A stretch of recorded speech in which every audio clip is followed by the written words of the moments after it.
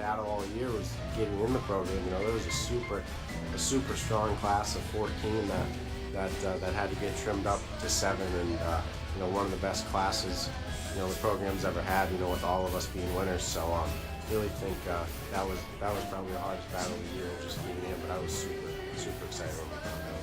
You know, once you sign up for this program, you know, there's like a really exciting feeling and everything, like getting in it for the first time.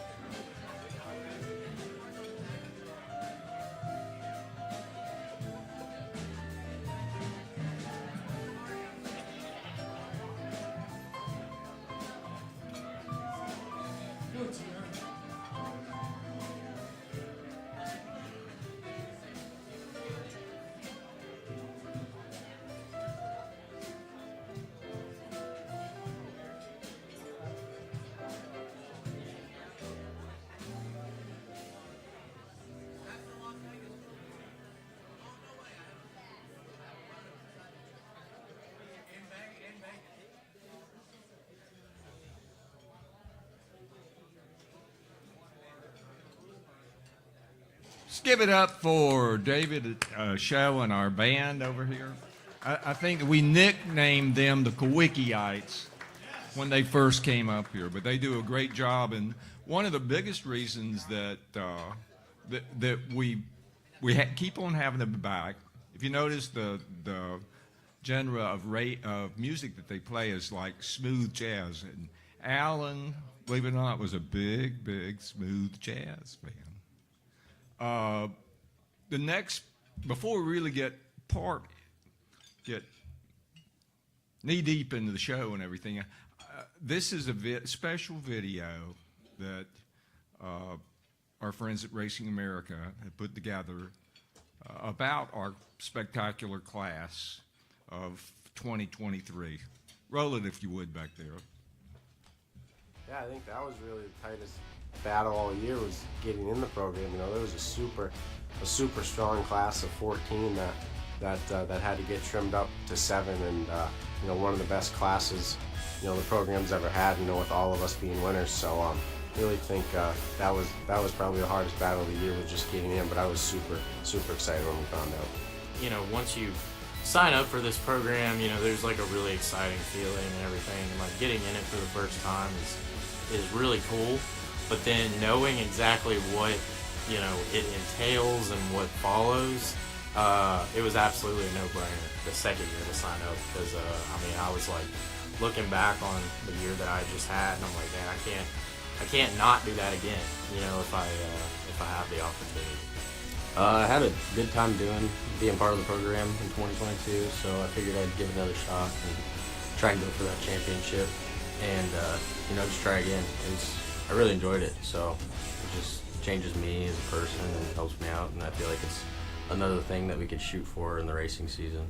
Me and Dad talked about for a couple years, but still it's just kind of, didn't really know how it worked, how to really get into it, and I guess it was beginning the 22 season or end of 21 season when you apply.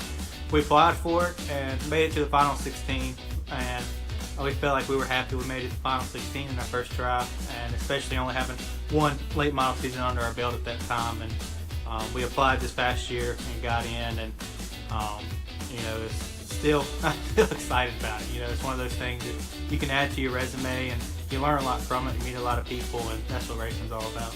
Honestly, the biggest thing for me, and it's probably different for most people, but I'm not a very social person. I don't like talking to people. I don't like doing things out of my comfort zone, but this program has made me realize the importance of it. And that's why I signed up again, is because I thought it, you know, pushed me out of my comfort zone, and I thought if I did one more year, it'd make me even better at it. And that's why I encourage it to other young race car drivers, is because a lot of them are like me. A lot of them don't like to talk to people. So I think this is a great program to kind of get outside your comfort zone. People like Ty Majeski, watching him come up through the ranks and dominate, seeing him go through the program, seeing what it did for him. And then later on, when I was younger in my racing career, I kind of came up through the ranks with Luke Penthouse. And seeing him go through the program and seeing what it did for him is really what inspired me to go for it. And Alan Kulwicki, being such an inspiring figure in my racing career, was also another big part of it. Coming from Wisconsin and his whole backstory, kind of building everything up on his own, it's really inspiring. So it's something I really wanted to be a part of. All the race tracks in Wisconsin, like you said, we've got a lot of racing history, and all of them are pretty old racetracks. There's not very many new ones. So, to my understanding, I bet you Alan raced at 90% of them that we race at. And to be able to race at those tracks and kind of almost follow in his footsteps per se, going from the local tracks. Obviously, I didn't start at Slinger, but going from the local tracks to kind of progress to that Midwest Regional Series, which is now the ASA Midwest Tour, and racing the majority of those races is pretty cool. And it's cool to be able to follow in those footsteps as a Wisconsin-born driver. One of the big things that stuck out to me was we got to go to a school and volunteer there, and just kind of show the kids the race car and different things, and what kid doesn't like a race car. So that was one thing I really enjoyed, because we have all these kids that are really interested, and you kind of there might be one or two kids there that might want to race the race car, and with all of the racing and all of the work you do inside of it, you got to give back to your community sometime. And it was really opened my eyes and made me a little bit more humble than I was before this season. We had still the Vanessa Behan Christ Nursery, and then we added the Humane Society this year, where we were doing a little bit of work for them. But we didn't add too many more things, but we just kept pushing more to do more stuff with those charities. So definitely tried to get out and do as much as I could. It never was really just a thought in my head, but now that I have the idea, I definitely continue doing it for a very long time. I went and worked at a food bank quite a few times. We raised food for them. We actually helped raise money for a banquet for soldiers returning home. And then my personal favorite one, we were able to provide housing and a vehicle for a family that we knew that was in need. So we kind of privately raised funding because we didn't want to embarrass them or whatever. But that was my favorite, is because everybody kind of goes through those financial hardships. So to be able to help them through that was really cool. That was my personal favorite. I really think the biggest takeaway is just what I could do with my platform, even at this level.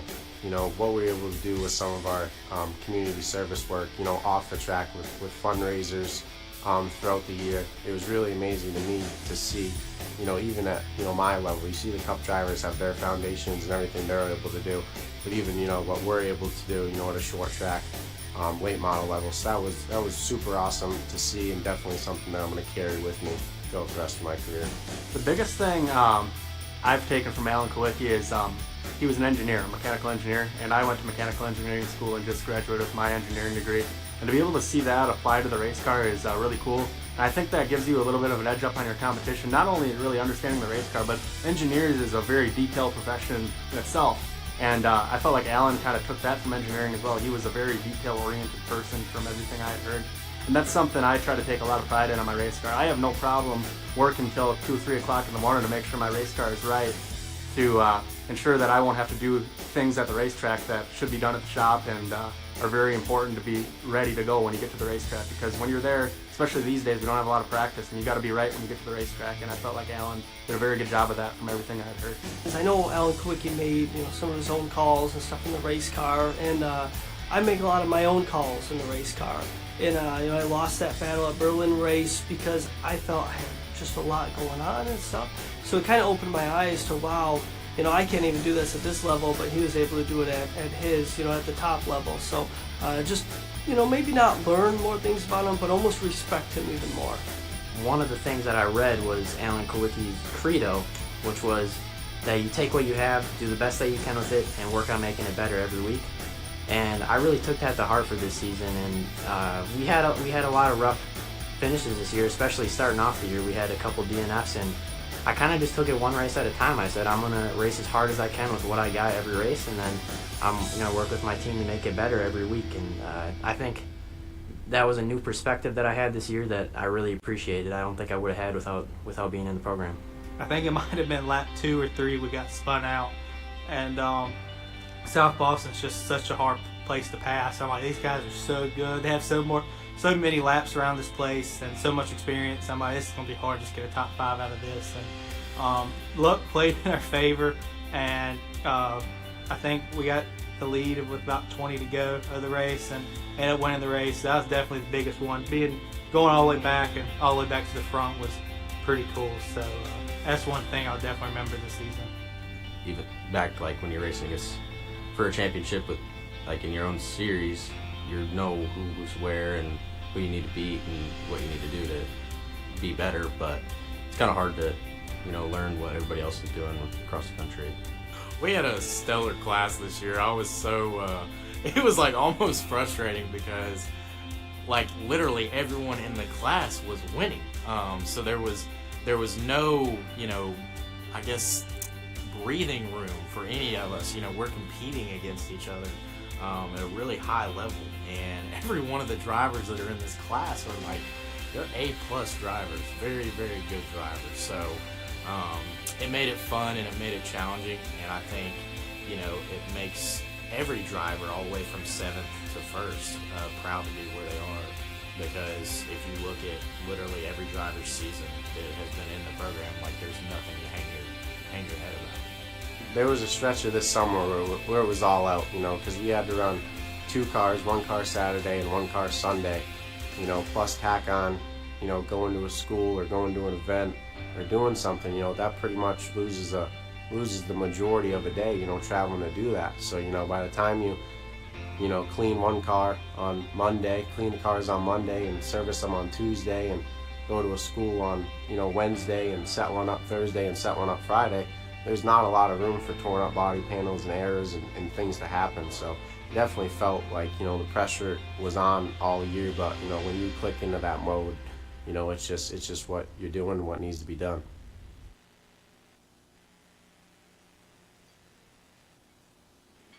First time I've seen that, and we certainly did have a special, very special class. And we're going to hear from all of these guys tonight.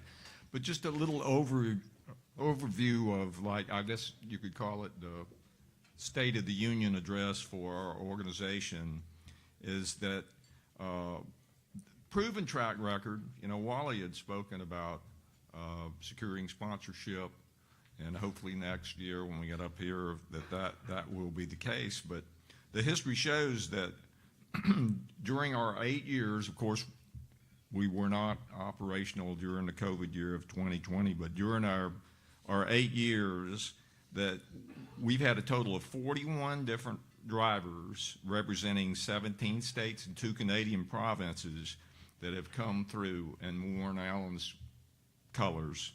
And during that time period, thanks to the Thelma and Allen's estate, we actually provided $871,024 in combined stipend and championship award funding. And that's in addition to the measurable,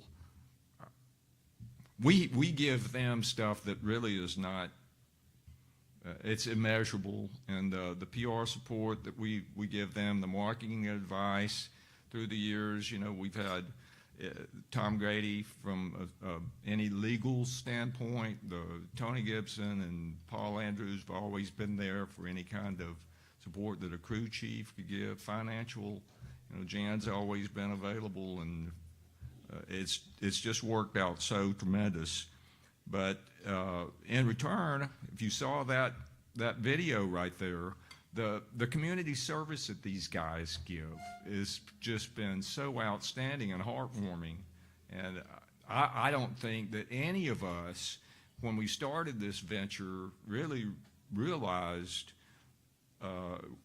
just how impressive these guys could be. And it like this year, it took it to another level. then on the racetrack, 41 different drivers, 1,260 races, and listen to this. Those guys have recorded 205 wins, 640 top 5 finishes, and 892 top 10 finishes.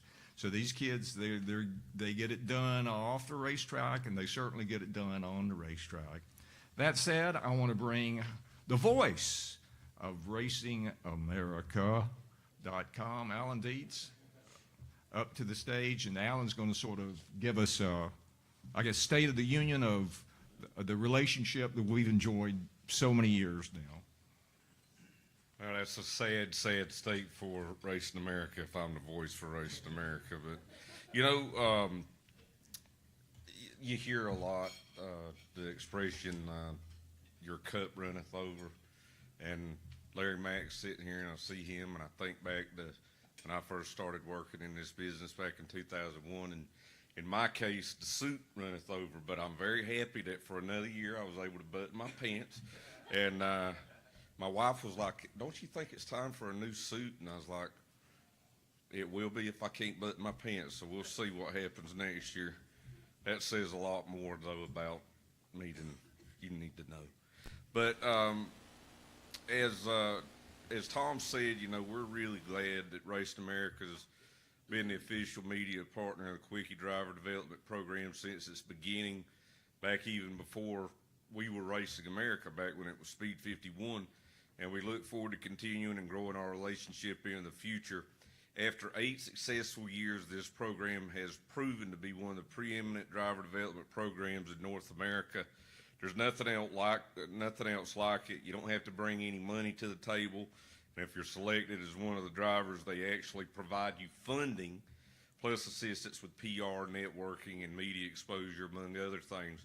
And the PR is a very serious thing. I mean, obviously, Tom, one of the greatest PR persons there has been out there, we actually invite him to some of the races we cover and let him do PR. So he's actually part of our team, too, and there he goes to the races.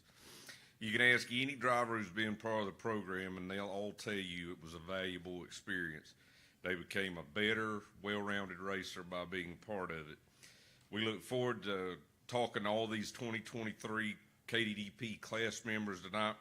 We hope all the young asphalt late model racers who are watching apply for next year's program. It'll be available on the KDDP social media feeds, and we'll post it on Racing America. And once again, we're just glad to be a part of it. And as I think it was, several of the drivers mentioned there in the video, this class this year was unbelievable, and you'll hear it from the statistics that we go over here in just a little bit with them. Thank you. Just Alan is so correct, and as I said early, this was just a special class, and not only was it a special class talent-wise and everything, they also were history-making. And I'll give you a little bit of background about this class. As I mentioned earlier also, that we participated in Zoom calls, and these guys, before, we had like 2 different points, updates, and then a final. And all of these guys, you think about that in this environment, how competitive things are, but all 7 drivers, they participated in Zoom calls with our board members and our voting panel. And I really think that it turned out to be a great venture in that they got to know each other, and they got to feed off each other, and they actually worked together, and the camaraderie, I guess, is what I'm trying to say. It exceeded any situation that we've enjoyed in previous years. And for the first time this year, we had drivers that worked together for a common effort, marketing-wise, you know, be it to raise money for cancer research, and I think that they established a precedent for future classes to follow also. It's groundbreaking, and certainly appreciate everyone's effort this year. As far as on the track, it's the first time in program history that all of our drivers were big-time race winners, and congratulate all of them for that. The stats, the final stats, show that during the 7 months of this year's competition, this group, they combined to score a record eye-catching 27 victories, 86 top 5 finishes, and 95 top 10s. That's pretty stout on the short tracks of America.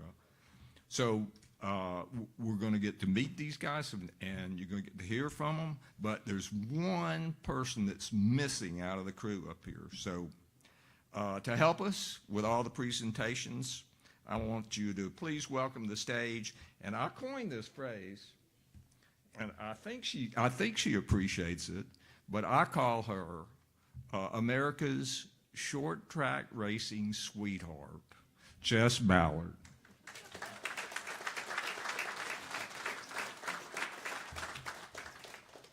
See, I had to move over. We'll drop this down a little bit, and I had to move over to this side because if you ever watched the bull ring on Racing America, you sit over here, and I sit here. We're in our normal zone position. Now. So, you think we should get started? We'll get started. TR, thank you for that. And I have to echo what Alan said. Thank you for letting Racing America be a part of all of this.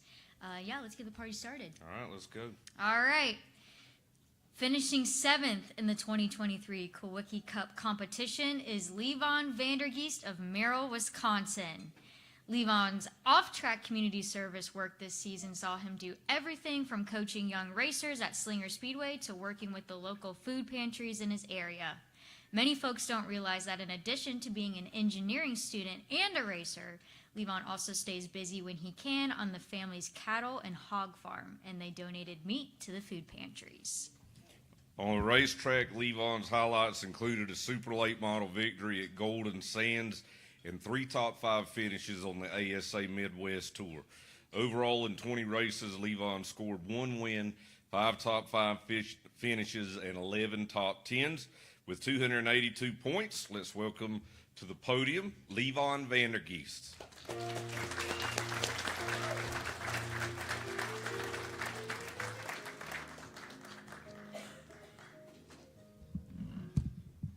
Thank you, guys. This is quite a crowd. I wasn't expecting to see Larry McReynolds here growing up watching you on TV my whole life. It's a pretty surreal experience. So I just want to start off talking about some of the things that we were able to accomplish on the track this year, some of my most memorable races.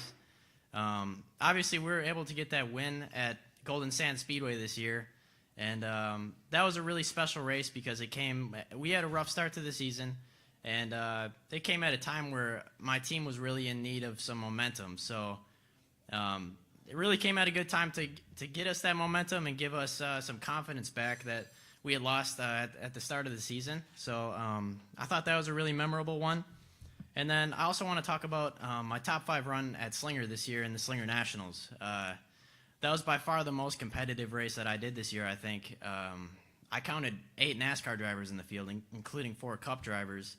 And we qualified into the race, and we held up there with them for a majority of the race, hanging in the top 5 until I believe it was 4 laps to go. We had a tire go out on us, but we actually managed to make it back out, and we still finished 8th in that race. So that was really inspirational for me to know that I could hang up there with all those guys. And a competitive track, too, and one that Alan, I know, grew up racing at, and that's how he got so good at Bristol. So that was a really special race. And then lastly, I just want to talk about my second place finish at the Alan Kulwicki Memorial at Slinger. I ended up leading about 50 laps of that race. That was after the Nationals. So we kind of went back there with a vengeance, wanted to get back into it and see if we could get that win that the blown tire stole from us at the Nationals. And led a lot of laps, and then there was a late caution, and I ended up having a late race battle with none other than Steve Apel, a former finalist in the program. and a 6-time track champion at Slinger.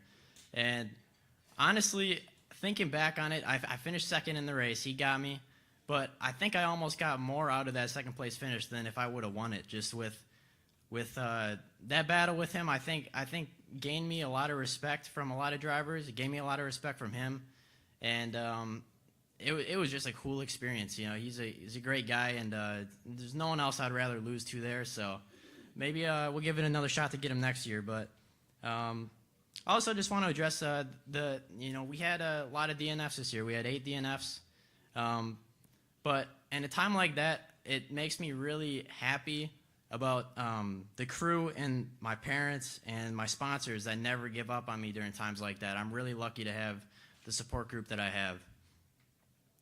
Also, like I said in the video, Alan Kulwicki's credo, I read that in Father Gruba's book about Alan, Against All Odds, and it's just take what you have, make the most out of it, and do everything that you can to make it better every week. And I really leaned on that during some of those hard DNFs to just keep pushing and just keep working on making our stuff better. So next I want to talk about some of the stuff I did off the track this year. Something I didn't have a lot of experience with in the past, but I was able to coach young drivers at Slingers Super Speedway. That was really important to me.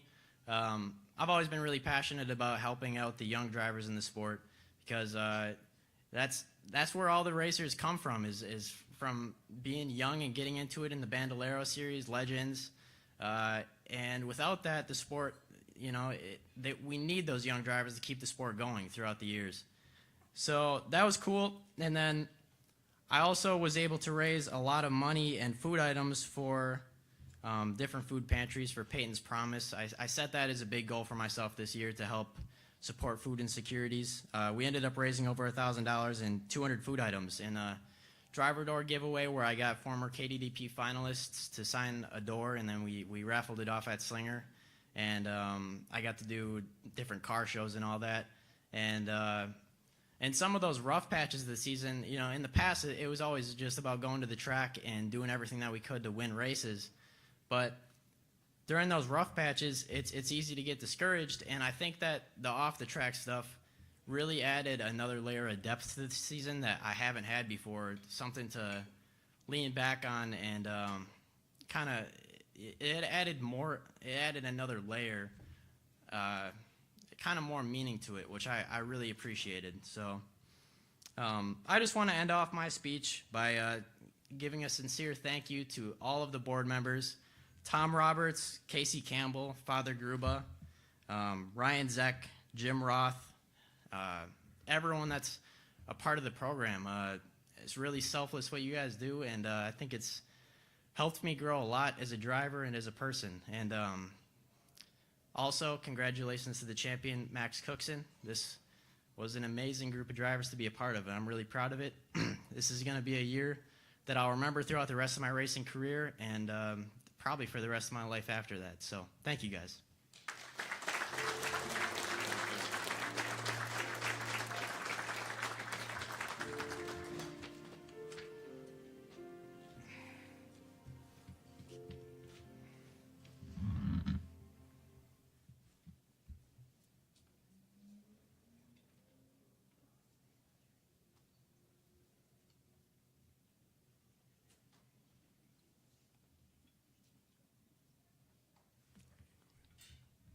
All right, finishing 6th in the battle for the 2023 Kulwicki Cup is Jacob Borst of Elon, North Carolina. Jacob was active in his community during the season, making multiple school visits with his race car and thrilling many school kids along the way, made big race fans out of them. He was also a big contributor of God's Storehouse, giving hours of his time and packing food donation boxes for the great cause. On the track, Jacob was the lone late model stock driver, and he represented the KDDP very well. He scored a very popular victory at South Boston Speedway and proved to be Mr. Consistency there in posting 10 top 3 finishes. He was in contention for the points title until the end. In 22 races overall, Jacob recorded the 1 win along with 16 top 5 finishes and 19 top 10s. With 521 points, please welcome to the stage Jacob Borst.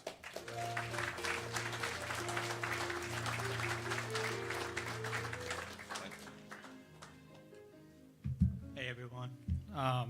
First off, I just want to thank everybody with KDDP. This was our second year applying, and last year we made it to the semifinalists, and this year we made it to the finalists. And I didn't really know what to expect going into it. I know Jackson was in it for a couple years and seen some stuff with him on it, and I went into it, and they coached you on all kinds of stuff, whether it be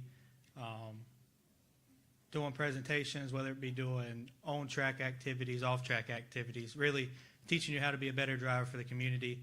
One thing I really do appreciate about them is they really try to shape you into a better person through this, and I'll greatly be appreciative of that. But we had a really great season.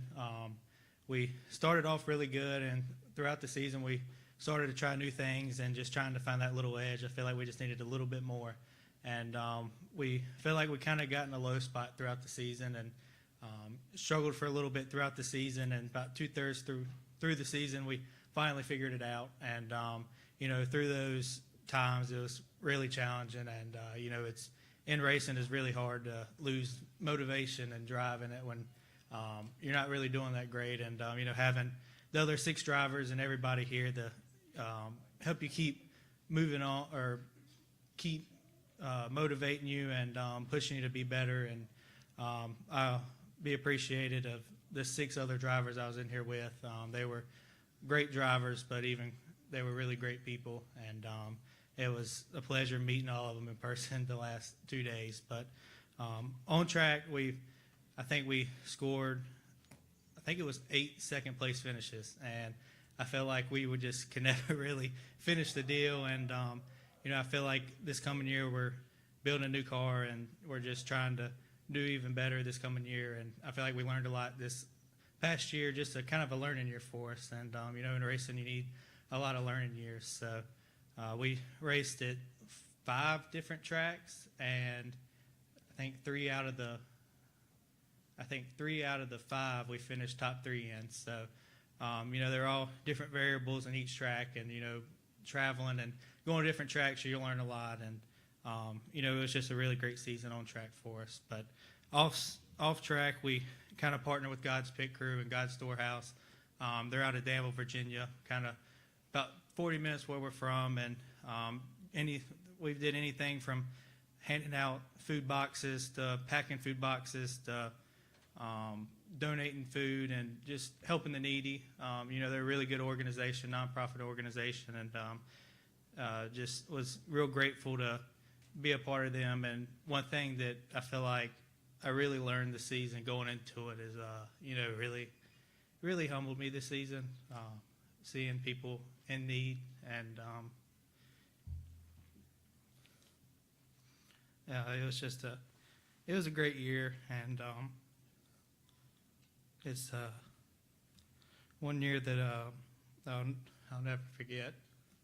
But we also got to visit a couple of schools, and I've always loved kids, and so as a kid I was always in the cars, always in the racing, and we got to visit a school and different Bible schools with kids and got to see the cars, and they lit up like a Christmas tree. So it was always really cool to just crank the engine up for them. They thought that was the coolest thing ever. Some of us never seen a race car before, and that was really cool. And it opens up a lot of doors for you to meet a lot of new people and a lot of new connections through the community. And but we had a lot of fun doing that. And it was just a great year. I learned a lot, whether it be through just racing, through community involvement, through communicating, especially with Zoom calls.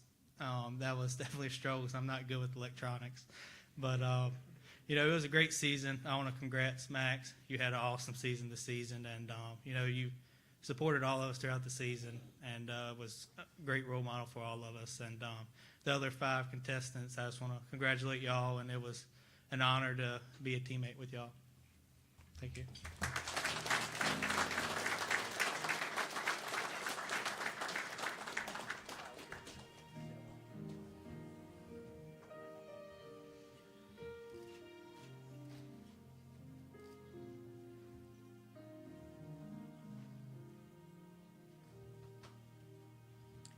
Finishing 5th in the 2023 KDDP points is Coopersville, Michigan's Evan Shotko. Evan's community service activities included his involvement in Coopersville Cares, where he helped move heavy items and furniture donated by local businesses and residents. He collected more than 450 pounds of food donations for Feeding America and worked with Berlin Raceway on several projects, including a huge ticket raffle that benefited the Infantry Regimental Association. On the track during the 7 months of the Kulwicki Cup competition, Evan scored 6 victories in 11 super late model races and was the back-to-back winner of the Motor Mountain Masters 150 at Jennerstown Speedway. If he participated in all the races at Berlin this year, he'd very likely have won another track super late model championship.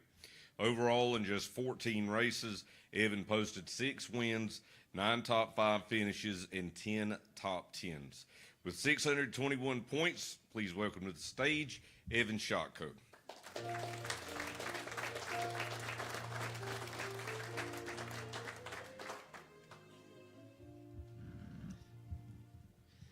Well, I wanted to start off by saying thank you, everybody, for being here, and thank you for all the Kulwicki board members for putting on such an awesome event.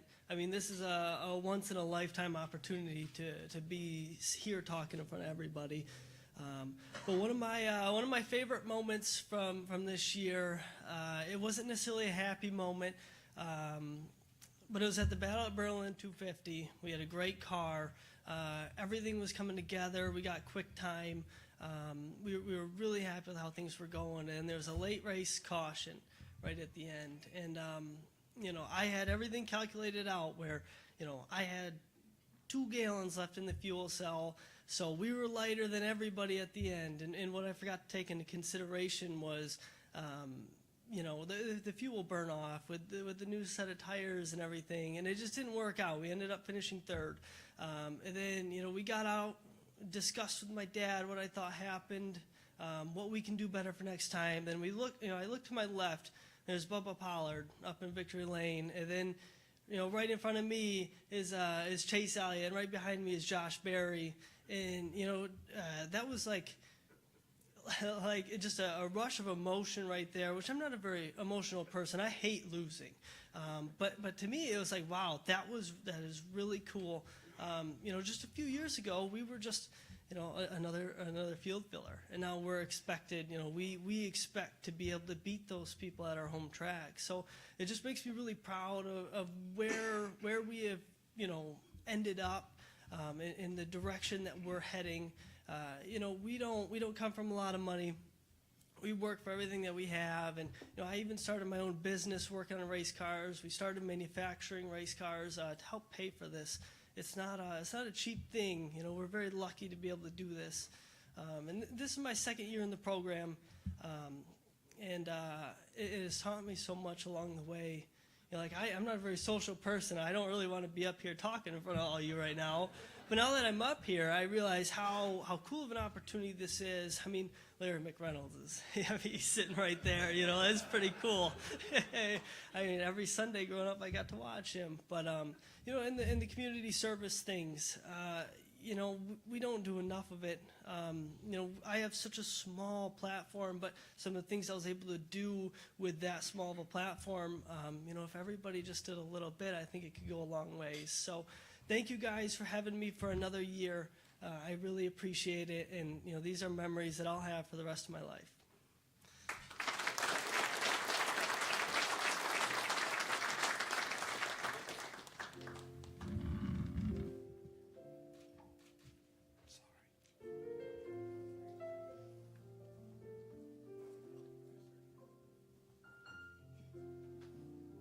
Well, before you get started, I actually want to say something. Okay. Okay. No, I'm not trying to be so serious. I'm sorry. So just to give you a little bit of an idea about the age gaps and stuff here, Jess is kind of like the KDDP driver. So she remembers Larry Mack from NASCAR and Fox and yada, yada, yada. But, I remember him with the crew chief and all that stuff. But I also remember, I know Joey Knuckles is here, and 1986 Daytona 500 winner Jeff Bodine. So That makes me kind of awestruck. Yes. Okay. I was gonna say, and I know how to use Zoom. We were going on the age thing. Now you can go. TR knows how to use it too now. You'll get there. Oh, yeah, I'm trying. Finishing fourth in the 2023 battle for the Kulwicki Cup is Riley Stenjem of Stoughton, Wisconsin. Riley was extremely active in his community service. He led a very successful back-to-school supply drive for students in 2 school districts. He also had a race car door raffle to generate funds for breast cancer awareness. His Laps for Kids season-long fundraiser was a huge success. Riley made numerous appearances with his race car throughout the year, and in a joint effort with fellow KDDP finalist Matt Cookson, he helped raise over $2,500 for the Susan G. Komen Foundation. Riley received his engineering degree and immediately put it to use, competing in both pro late model and super late model competition in 2023. He scored pro late model wins at both Madison International and Jefferson Speedways, and had 4 top 5 super late model finishes in ASA Midwest Tour competition.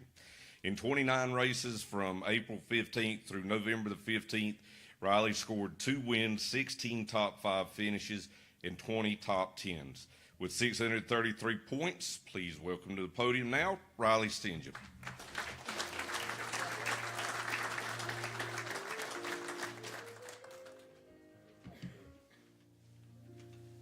First, I want to start off just saying thank you to everybody for being here tonight. This is such a cool venue to be at, and to be surrounded by so many cool people at a venue like this is pretty cool. Thank you to the KDDP and everybody who put this event on as well. Like I said, this is a pretty cool week to be down here and see everybody, so it's awesome to be a part of, and really special to be a part of it for a second year. First off, I just want to say congratulations to Max. He had an outstanding season. To win 3 championships in a season, and to race as much as he did along the East Coast is pretty cool. For those of you that don't know, me and Max, we've been friends for the last couple of years. We got to know each other via iRacing, racing street stocks together back in the day on there. So we've had some run-ins along the way racing on iRacing, but it was cool to be friends. And then as Max started racing in late models, we got to become more friends because we're kind of doing it the same way. We both do a lot of the work on our own race cars, and spend a lot of late nights, especially these past couple of years in the shop. We're both gearing up shocks and tuning, as Max likes to say, getting ready to go to the racetrack. So it's cool to be in the program with him. He had an outstanding year, so congratulations to him and his team. Not only to Max, but this class as a whole was incredible. To be a part of this class, I mean, everybody was winning races all the time. Everybody in this class is a winner, so this is an awesome class to be a part of, and I'm just proud to be a part of it myself. Now on to our season. Off the track, I felt like we had another successful year. I was able to learn some things from the past season. I felt like we were able to apply them pretty well to our season this year. The 28 Hardee's Throwback Pro Late Model was pretty cool. We were able to run that throughout the season across the Midwest, and it was a throwback car to Alan's ASA car when he raced around the Midwest in our day, so that was pretty cool. And then also I was able to be with that car. We took it to the Racing Roundup show in Milwaukee with Jim Tradow behind the Milwaukee Mile, and Thumper was able to be there. So to hear the stories from him was pretty awesome. I wish he could be here tonight. So wishing best wishes to him and his wife. Also off the track, like they mentioned, the drive-out breast cancer was pretty cool. Me and Max had talked about doing something together all year and was able to come together at the end of the year. And we were able to raise $2,500 for the Susan G. Komen Foundation with door donations and various other prizes that we were able to raise raffle tickets to. Even Hayden and Jackson were both courteous enough to donate doors to our program, so that was pretty special. Now on the track, we were able to win 2 pro late model races and came very close in a handful of others. We won one at Madison, which is the track I grew up going to watch as a kid, so it was pretty cool to win a race on the half mile there. I hadn't raced there a ton growing up, just the way our cars and rules worked out, so it was pretty cool to win there for the first time. And we also came up just short once again at the Wisconsin State Championships at Jefferson Speedway, which is my home track. There's fall special every year. There was 40 cars there this year. We were able to win one of the features, but we ended up second overall. And they do it as like a golf score. They add up the total cars or however your 3 feature finishes go, and we ended up 2 spots short between the 3 races. But to finish second in a 40-car field there was pretty cool, and looking forward to chasing that again someday. And then also, it was kind of a season, as Jacob mentioned, a season of seconds for us too. We finished second, like I said, in the Wisconsin State Championships, second in the points series for the Pro Late models at Madison and weekly competition. And then we also, in races, we had 5 second-place finishes between Super Late models and Pro Late models this season all across Wisconsin. And then going into that, we had 2 really close seconds on the ASA Midwest Tour, which is a competitive series up by us. Levon and a lot of other really strong competitors race that series full-time. And we were very close to closing out a win, so our goal is to do that next year and hopefully be able to cap it off. And then also for us this season, we were also able to have a career high with 16 top 5s between our Pro Late model and Super Late model. And then another thing that I'm really proud of that I think something that stems from me being in this program and my attention to detail and our team's attention to detail is we only had 1 DNF this season and 30 races due to mechanical failure. And racing as much as we did, like Max talked about in his video, we were racing twice a week sometimes, and with crews that work full-time jobs, it's hard to get all that work done in a short time span when you got to turn around cars that quick and you're going to different racetracks. So it's just a testament to everybody that helps our program out and all the work they put in to make sure that our car doesn't fall apart. So it's pretty cool. Now, like a lot of people know that race, it takes an army to do this, and I've got a lot of people that support me. And first and foremost, my family. My parents, they sacrifice so much to be able to help me. A lot of people, you know, they have boats or cabins and campers, and a lot of people ask them, well, what do you guys do? Well, we go race every weekend all summer long, and it's pretty special. My girlfriend, she supports me everywhere along the way. And then my crew, we have a lot of dedicated people that help us, all volunteers. Tire guy Randy, my buddy Colin, Gabe, my buddy Cade, another Colin, Jason, his daughter Brooke, my uncle Ross, and there's a lot of other people that come to a few races a year, and it just takes a lot to put it all together, and it's pretty special. And then not only just the manpower it takes a lot of funding to race a lot of races as well, and I've got an awesome group of sponsors that support me, and I couldn't do it without each and every one of them. A lot of them have been with me for a long time, so that's pretty cool. Screaming Norwegian, House Contractors, Hogan Farms, Direct Networks, Kurtz Welding, Utica Bar, Brown Heating and Air Conditioning, Comfort Maker, Link Feed Ingredients North, D&D Olson Farms, Ziegler Crane Service, Deerfield Pistol, Gullickson Trucking, Stenjem Construction, Dialed In Digital, Two Sisters Inc., Stolen Acres, Phillips Graphics, Performance Parts Supply, Left-Hander Chassis, Toby Race Products, Weir's Machine, and FRS Shocks. And then I finally just, like I said, I want to thank everybody at KDDP. These past 2 seasons have been an honor to be a part of, and I feel like it's really made me and our program more well-rounded and really made us focus on things that we hadn't been focusing on before, and it's kind of brought light to that and been a good way for us to really hone in on some things that we felt like could make us better, and I feel like it has. I'm excited to get things going for next season. We have some awesome opportunities on tap that I can't wait to be a part of, and I'm looking forward to it. So finally, thank you all once again for being here. It's awesome to meet everybody in person. Hope you all have a happy holidays and a great rest of the off-season. Thank you.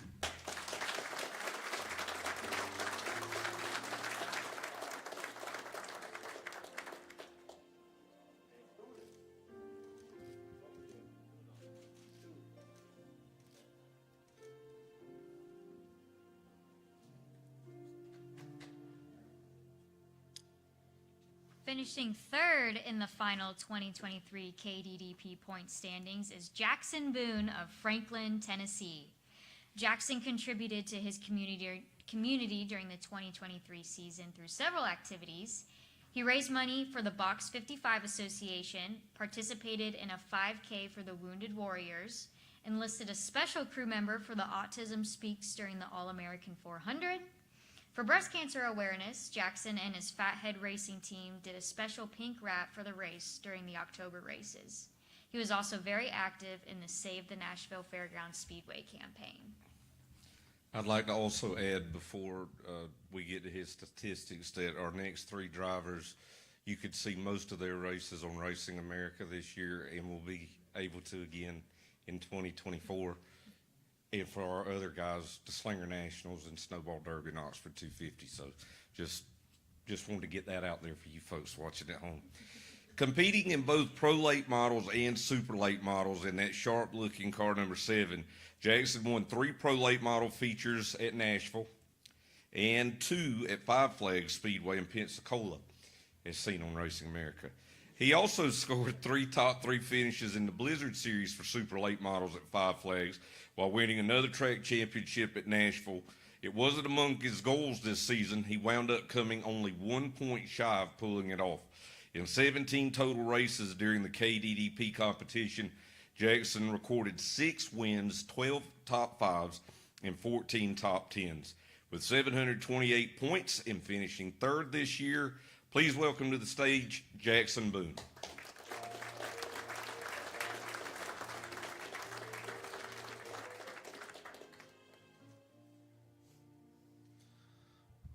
All right. Well, this is the second year in a row here that I've been in this program, and the second year I've finished 3rd. So that's a little disappointing. I couldn't have even bumped up 1 spot. But seriously, all jokes aside, I'd like to thank all the Kulwicki board members for putting this program together. I mean, seriously, this is really freaking cool. I mean, to sit back and look at a room full of people who have both been around Allen and been around the breed of racing that they've been around is it's crazy to me. So I thank you guys, and I brought it up today at the little, I guess, meeting that we had at UNC Charlotte, but there's no development programs that have where they accept you and then they give you money. Everyone's always asking for money. It's like, where's my paycheck? Then you can drive my car. But this is the only development program in the country that they accept you, and once you're accepted, they're on top of you. I mean, they're asking us every week, what can we do? How can we help you? What do we got to do to make you a better race car driver? How can we help you be a better race car driver? So that's why this program is so significant to me. I've got a few people to thank. My mom, dad, my sister, my brother, my girlfriend, the good Lord above. All glory, belongs to God always. I wouldn't be here without him. All my sponsors, Red Street Records, Roy Mead Service, Wear Energy. Those guys have been along, with us for a really, really long ride, and hopefully they're with us for, the foreseeable future. And I appreciate all their help. I would say a defining moment, that came from this year. I had 2 or 3 really serious defining moments, but one of them was Nashville halfway through the year. I had made contact with a guy at the beginning of the race and ended up falling back, and I think we had to restart like 22nd or something at one point, and I drove all the way to 1st, and with 8 laps to go, the bottom radiator hose came off the car while we were leading. Man, I'm laughing about it right now, but I was not laughing at that point in time. It was a complete opposite, and I'm sitting in the trailer, and my crew chief, anyone who knows Jamie Yelton knows he's the most blunt person in the entire world, very honest, and I'm like, man, I should have won a super race by now, and I'm like crying. And he's like, yeah, you should have won a super race by now. And I'm like, golly, man. But looking back on that, I'm thankful because I was so disappointed when that happened. And my next defining moment was the disappointment of my snowball derby experience just a week ago. And I almost get choked up talking about it. That's the worst wreck I've ever been in my life. Anyone who follows me know I was in a pretty hard wreck, and first time I've ever been knocked out. So that was terrifying. And I wake up, everybody's screaming at me, and they're like, wake up, and I had to go to the hospital, so that was a little traumatic. But I was fine. I'm here right now. I'm standing here right now. And I look back on a situation like that, and once again, the word is thankful, because you look at situations like that are so disappointing, and it goes back to what we were being told at the Ford Performance Center this afternoon. Be thankful that you're driving a race car. I'm thankful that I'm in this room right now, and I'm thankful for this program, and I'm thankful that I've gotten to drive a race car. And I'm competing at the highest level of competition that there is in the country.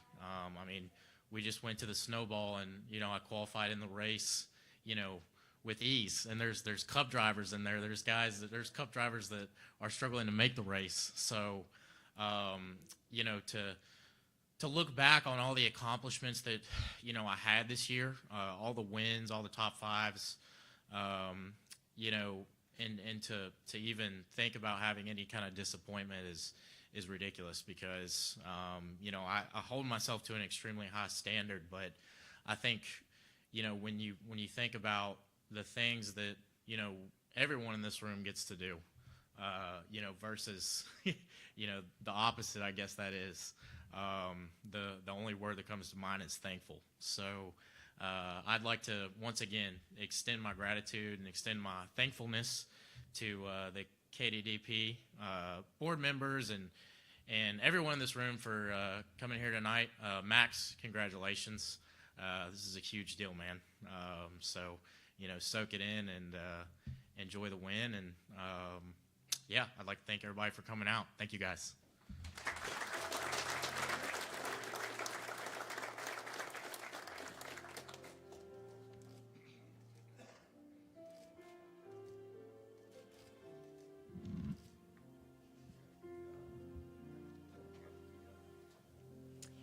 Finishing as runner-up in the 2023 Kulwicki Cup battle is Hayden Plybon of Spokane, Washington.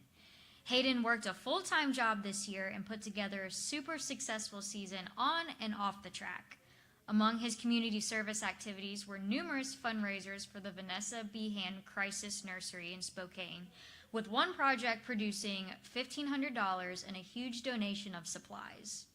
He spent many hours after work and away from the track assisting with home building projects around Spokane and raised more than $3,000 in funding for the effort. Hayden also participated in both Pro Late Model and Super Late Model competition during the 2023 season. Among his highlights were 4 big feature wins in the Tough Northwest Super Late Model Series, where he also claimed the 2023 Series Points Championship. He also scored 2 big Pro Late Model victories, including winning the prestigious Idaho 208 at Meridian Speedway. In 22 races, Hayden posted 6 wins, 18 top 5 finishes, and 19 top 10s, and scored more competition points than any other 2023 KDDP finalist. With 843 points, please welcome to the stage your 2023 runner-up, Hayden Plybon.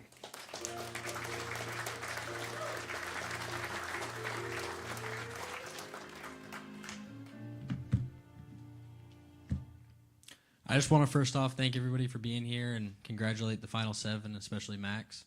It was a great year racing, not really against them, but competing against them all year and just seeing what they were doing and how different it is, just the different ways they helped out their community and made impacts at the track and helped young drivers and coached young kids, and just really cool seeing all the dedication and how much of a lifestyle it really is, even though it's at this level and not at the Cup level or NASCAR or wherever. But I just want to start off and say I have a heart full of gratitude from all the memories that this program's given me over the last 2 years. It's really been great, and it's definitely formed me into a better person. And you could probably ask anybody that knows me, and definitely they'll tell you the same thing. It's definitely okay. Skip that. Off track, we helped out the Vanessa B. Hand, like they mentioned. That's a program that helps young infants and people that can't really afford to have families and help their children. So we donated a bunch of diapers and formula and everything, which I bet some know that how expensive formula really is right now. And it's crazy how expensive it is. So that was one thing we did. And then another thing was helping out the Spokane Humane Society, which they build houses for the people that can't afford the high real estate value in Spokane. So we helped out by putting some rain gutters, which is my dad's company. So it was cool to do that. And then onto my own track. My most memorable race of the year was the one TR actually showed up to, the Idaho 208. We blew a motor late Friday night in practice, and we somebody lent us a motor, which shows you how the racing family is. You know, we thought we were out for the count, and we're just about to pack up and go home, but somebody was gracious enough to help us out with the motor. So We went on to win that race and claim the pole, and it was cool doing that in front of TR. So I just want to also tonight extend my gratitude of the Kulwicki Driver Development Program to all the mentors and sponsors that are here, and just glad everybody was here tonight and I could talk in front of you guys. So lastly, I just want to congratulate Max again and hope everybody has a good night and happy holidays.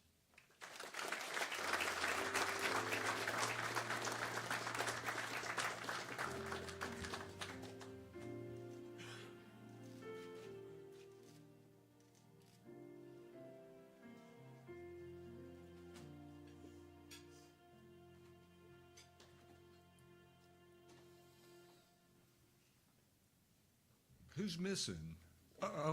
It's our champion. We're going to make you sweat for a little while, big boy. So what the next moment, the next part of the show, we're running behind. I promised all of our board members that we would try to keep going and going and going and try to keep things as close to schedule as possible. So I want to invite all of our 1992 championship team members to please take a seat up here. Come on, guys. I think Cal or Larry will introduce, but just, you got assigned seats, wouldn't you know it?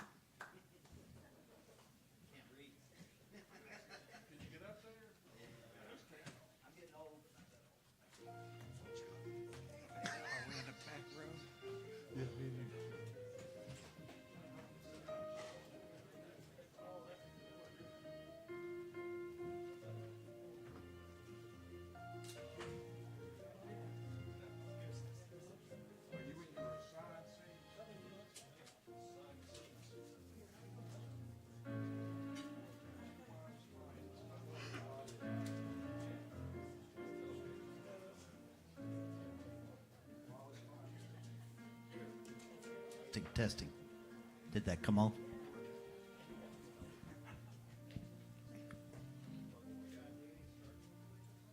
This idea all came about, I guess you could say, the aftermath of what we did last year.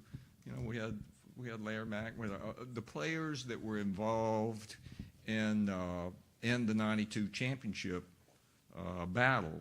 Well, we just so happened to also have some of these guys were in attendance last year, and while there were much of the story of the '92 championship season and everything was told, we just thought that it'd be really cool to find out a little bit more about what was going through these guys' heads. You know, how about the opportunity to work with Alan through those years. And I know that there's a lot of war stories along the way. So we decided that we would bring them and feature them with the old bench racing stories and everything. So we invited them all to come back. So then we thought, who would be the most appropriate person that we could reach out to that could lead a discussion, lead a round table with these guys. And well, he's a man that really has the unique ability to see racing from so many perspectives. You know, crew chief and now Fox Sports analyst, the one and only Larry McReynolds. Larry Mac.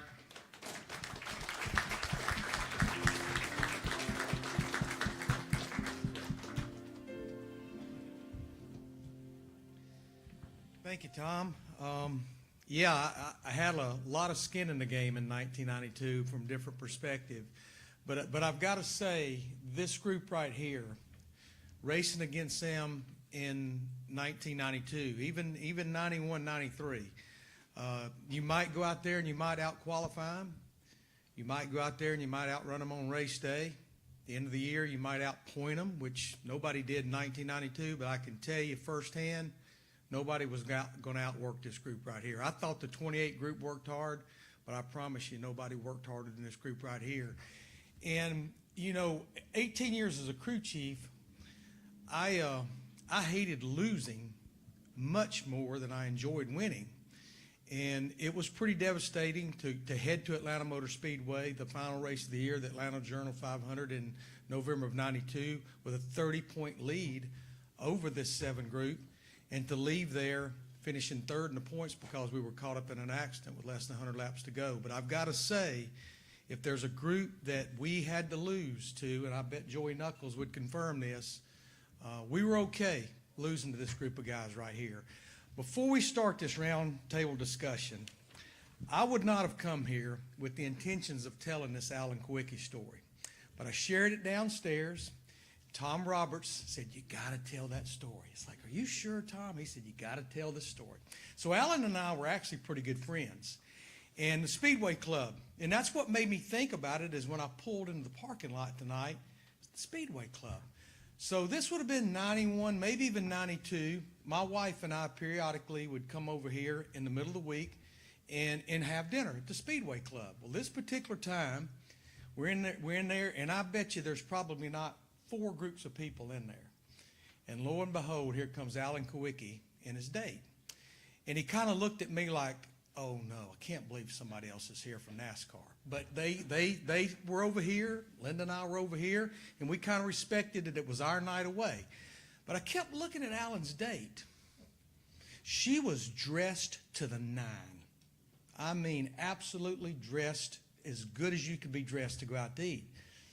But it just wasn't Alan's type of girl. I knew Alan. He was that 9 or 10 guy. And this girl, bless her heart, she was maybe a 3 or a 4. She was dressed to the 9, but just something wasn't adding up. Just was not adding up. So anyhow, I go to the restroom. Lo and behold, Alan comes in the restroom. And we're standing at the urinal. And Alan's looking dead ahead. He don't look left. He doesn't look right. And I kind of looked over. And he still never looked nowhere but straight ahead. He said, "Before you say anything, no, it's not what you think. The girl won me at a charity auction, and that's all it is." And he said, "I better not hear a word about this at the racetrack this weekend." "You got it, Alan. I'm good. I'm good." In fact, I think tonight's the first time I've shared that story. So I held it in for about 30 years. But anyhow, so again, this is not an interview. Tom said, "Look, we're going to have this group here. You know this bunch." Now, when we were in the meeting room upstairs, I said, kind of like Larry Mack, these guys have changed a lot in 30 years. So what we want it to be a discussion. We want you guys to play off each other. I'm going to toss some stuff out there. But why don't we start? And let's start down there with Shane. And just tell us who you are and tell us what you did in 1992 for Alan Kulwicki Racing in 17. Son. My name is Shane Parsnow. I changed tires and worked in the motor room with Ron, Danny, Glad, Gary Preziosi, and Randy Clary. So there was kind of 5 of us full-time off of 49. We leased the building from Stavola Brothers. So we were separate from the car shop. So with me being in the engine shop and changing tires, I'd have to go over there and practice pit stops. And, you know, when I first interviewed Alan, I had a Chevrolet shirt on. I'm like, "Man, like, you Ford guy, I'm a Chevrolet guy, this ain't gonna work." And he said, "You wanna work?" I said, "Yeah." Next thing you know, I'm there working. So, but anyway, yeah, we'll get into more of that later on. But other than that, we did everything. So, go ahead. Danny? I was back of the pack street stalker at Shangri-La. I didn't know what I was doing, but I loved it. Every Sunday, my whole group of people would go over to our mentor's house and watch the Sunday race, and everybody voted for Davey and Rusty and Earnhardt. And I rooted for Alan, but he was, they're like, he's never going to win. He's not going to be at the race next week. He don't have a sponsor, this and that. This is like 86 and 87. And they teased me. They even called me Danny Kulwicki. I mean, in not a good way. Teased me. So one day, I went, they were watching the race. He's running pretty good, mid-pack, whatever. I don't know. I went downstairs. I was tired. I was up all night. I'm sleeping in my truck. They come down, wake me up and go, Cameron, you're not going to believe what just happened. And he won the race. 10 days later, I was standing in front of his little tiny desk going, hi, I'm your biggest fan. I got a street stock. I don't even know why I'm standing here. Can I come down over the week or the off season and help you and clean this place up and maybe go to Daytona with you or this or that? Or he looked at me and says, where are you from? I said, upstate New York. He goes, nah, I don't think that's going to work out. No. I said, wait a minute. Let me start over. My name's Danny Cameron, and you need me. You just don't know it yet. He goes, I don't need anybody, and it's time for you to leave. I was like stunned. I'm standing there holding my little briefcase. He goes, what's in the briefcase? I said, nothing. He goes, what do you mean nothing? Why'd you bring it? I said, well, I knew you liked briefcases. I just thought, He goes, well, I mean, maybe we'll try you out. I don't think it's going to work. And when it doesn't, I don't owe you nothing. Came down a couple weeks later. They washed the bathroom with a toothbrush. I cleaned every tool. I washed out every garbage can. I swept the floor 10 times. In the afternoon, Paul took me upstairs, where you throw everything. There's this pile of everything, dust over it. He says, you think you can clean this up? I said, sure. So I spend all afternoon. I take it all down. I straighten all the cans out. I clean all the dust. The last thing I do is the sheet metal. Back then, we had a lot of sheet metal. Oh, very, very sharp. Of course, I slit my hands. They're dripping blood. I'm trying to finish up, and I feel this weird feeling. I don't hear anything. I just feel it. It wasn't going to be the last time I felt it. He turned around. He's standing right behind me. Doesn't say a word, doesn't look at me, just stares at everything. Finally turns around, starts to walk downstairs and goes, you think you can mop the floor? Oh, you saw my hands bleeding. Mop the floor. 10 minutes later, everybody's going out the door. He comes up to me, whole another person. Hey, are you hungry? I said, yeah. He says, you want to go get something to eat? I said, yeah. And next thing you know, we're at the sandwich construction company having a chicken sandwich. And I'm sitting there with my racing idol. I'm speechless. He looks at me, he goes, ask me anything you want. I said, okay. Tell me about Earnhardt at Pocono. Why'd you let him get away with that? He said, hey, it's Earnhardt. What was I going to do? I said, yeah, I know. I said, speaking of Earnhardt, every year you watch the Banquet, and half the guys are sitting up in the balcony. These guys are heroes. These guys are the best in the world, and they're sitting in the balcony, most of them. I said, make me a promise. You ever win the championship? Everybody sits in the front row. He goes, no problem. 3 years later, we're at the Waldorf, of course. Most of us are in the balcony, of course, which was the best place to sit, by the way. Forgot all about the promise. And in his speech, if you read it, and I have a copy of it down here, he goes, some of my team is sitting down front here, and some of my team is sitting up in the balcony. He looks up at us up there, and he goes, and that is only appropriate because I truly do look up to you. So that was pretty unbelievable. I got fired and rehired twice. We'll talk about that another time. But what did I really do? What did you exactly? Were you in the PR? No, I was the least of my teammates here. Trust me when I tell you. I looked up to them. They all had talent. I had none. Any talent I got, I learned from these guys. Ronnie Vaccaro especially taught me a lot. One day, I was still part-time. We were at Watkins Glen. I was from Binghamton, New York, so of course I made that race. And we're walking through the garage area before the race. Alan comes zooming by me with a headset and a radio, hands it to me, doesn't even look at me, goes, you're spotting today. And he keeps walking, and I'm running behind him going, no, I'm not. No, what are you, nuts? No, it'll be the end of my very short career. There's no way I'm spotting today. He just kept walking. I never had a radio on. I never heard anybody spot. Part-timers didn't wear radios in Alan Quickie Racing, trust me. I had no idea. Went out to the S's, stood there, the start of the race, off he comes. 10 laps later, somebody throws a bunch of gravel up in the S's there, and so I pushed the button. I said, hey, there's a bunch of gravel in the middle of the S's here. Go to the inside. Next thing you know, here he comes coming up the hill, goes to the inside. This is the gravel, shoots down the backstretch, gets on the radio, and does something very un-Allen. In the middle of the race, pushes the button and compliments somebody. He goes, good job, Danny. This is always a caveat.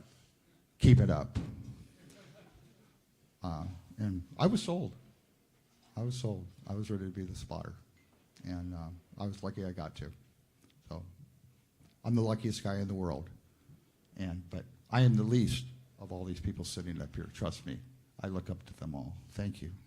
All right, Peter, let's try this. In 500 or less words, tell me what you Thank did you. for Alan Kulwicki Racing. I got my name for the whole night. Can't get any battery. I'm Peter Jellin. I drove the truck. We kind of did everything. Pit stop. Had to sit at pit stops, roll parts, kind of help these guys do whatever. At Alan's shop, all of us did everything. It didn't matter. You could do it, couldn't do it, you did it. We all leaned on each other. My strength, his weakness, his strength, my weakness. We all learned so much from each other. Let's say driving a truck, catch can man, just did whatever we could do. It was Alan's, like I say, PR guy to truck driver to cook to shot guy to help put things together, timing, whatever he needed. We all did it. Did underneath the car and all that stuff. Did everything. So everybody, just that's it. My main job was a truck driver, and it was a tough deal at the time, but I loved it. So a whole lot to him, man. It wasn't for him, I wouldn't be here. It's kind of like his deal. He started a new shop. Said, wait, you need any help? He goes, yeah, I need some help. Alan was always about free. You know, if you're free, I'll take you. And clean toilets, mop floors, same thing, just whatever. It just was free. And I said, man, what do you want for pay? I says, just give me to Charlotte. And he did. And it was game on from that. A week later, I was going to Dover in a van and help him drive the truck back. So I owe a lot. My racing career has a lot to do with Alan. I'm a modified guy, Jeff, from Stafford, Connecticut. Modifieds are, and that's where it started, but I lost Alan. Cal? Got me? Yeah. Not much of a story here. Alan and I met in '88, and we became friends. He asked me to start coming to the racetrack with him. I did, and almost immediately he started asking me to, he said, why don't you come work for me full time? Come to work for me. He just kept working. And I had another full-time job. I was in the business world, and he said, I need somebody with your talents to run the shop, run the team, talk to people, talk to sponsors, talk to NASCAR. Anyway, eventually I came to work for him full time, and Alan and I, we were really close. We were very good friends. Of course, it was tough on all of us when we lost him, but he was a guy I hung out with a lot. And anyway, I'll turn it over to Ronnie here, a real racer. All right. In the 80s, I worked for Prototype Racing Engines in north of Chicago. And we did all the ASA stuff. I mean, probably 90% of the cars. So I met Alan through that. And that was really amazing if you look back. Rusty Wallace and Mark Martin and Alan and Dick Trickle. I mean, all these guys were regular guys. And so later, Alan he moved here, started his deal. He wanted his own engine deal. So he started this little company called Altec, and it was next door to Prototype. So we used their equipment and did our deal with like 3 guys, send motors here, get them back.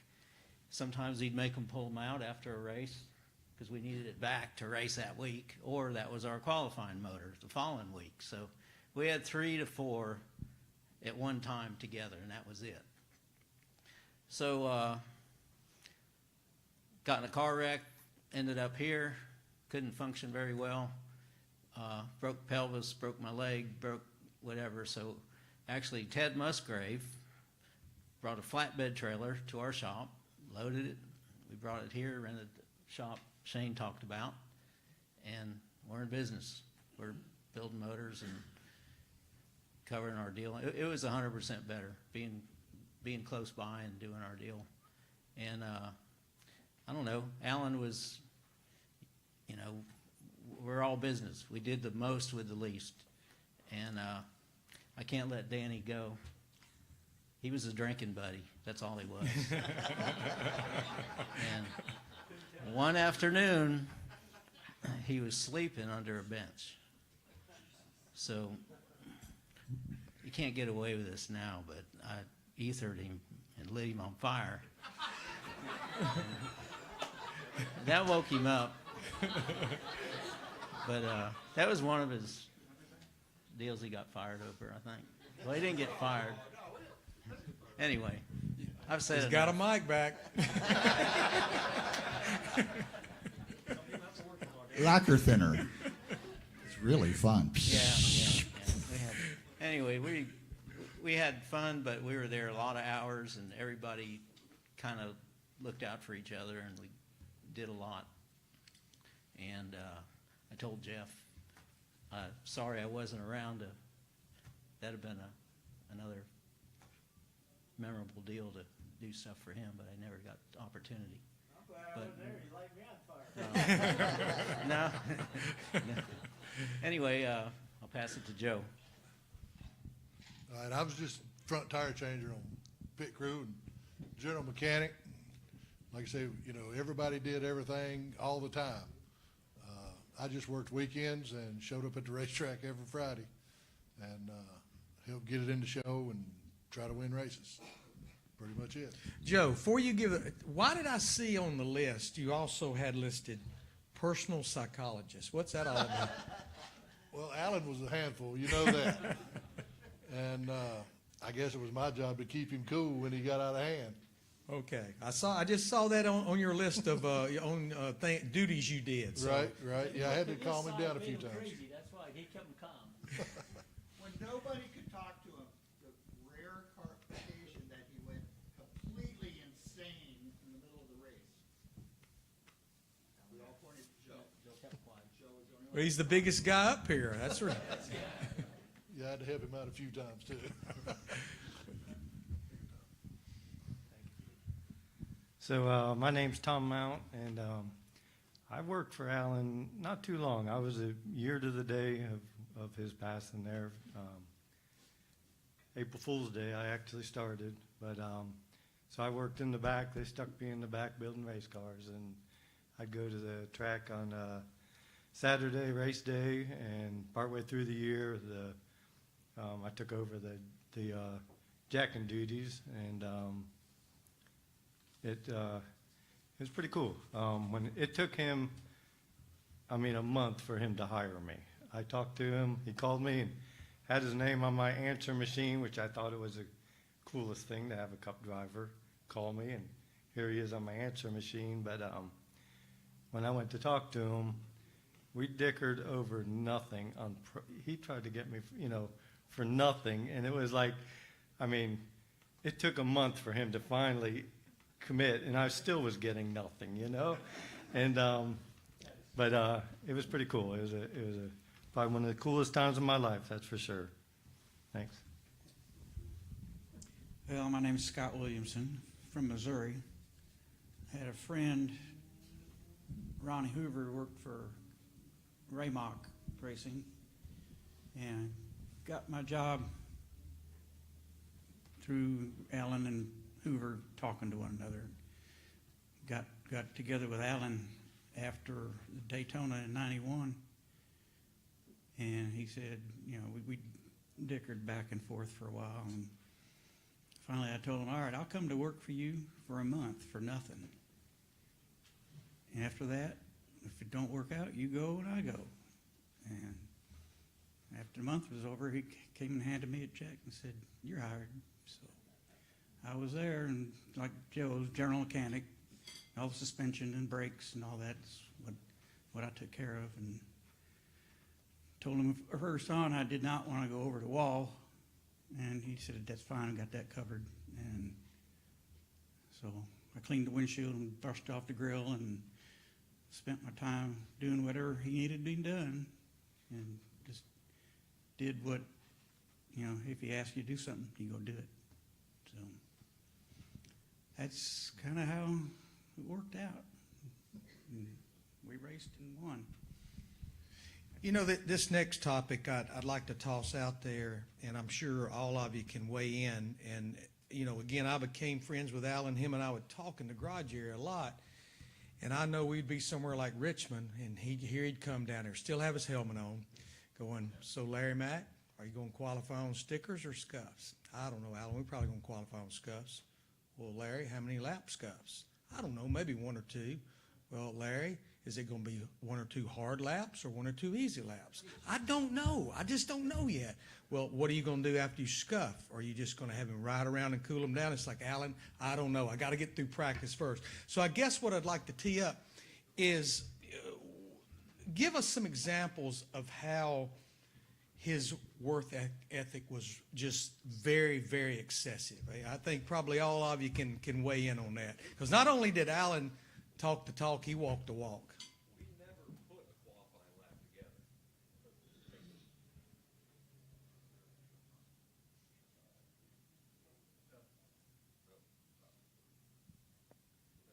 How's that? Yeah. So you got to, like you're talking about, Larry, Alan never put a qualifying lap together in practice.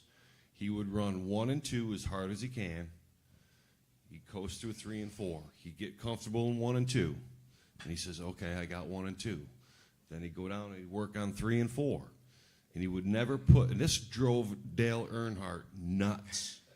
Because Earnhardt hated qualifying to begin with. He wasn't a big fan of it. Yeah, exactly.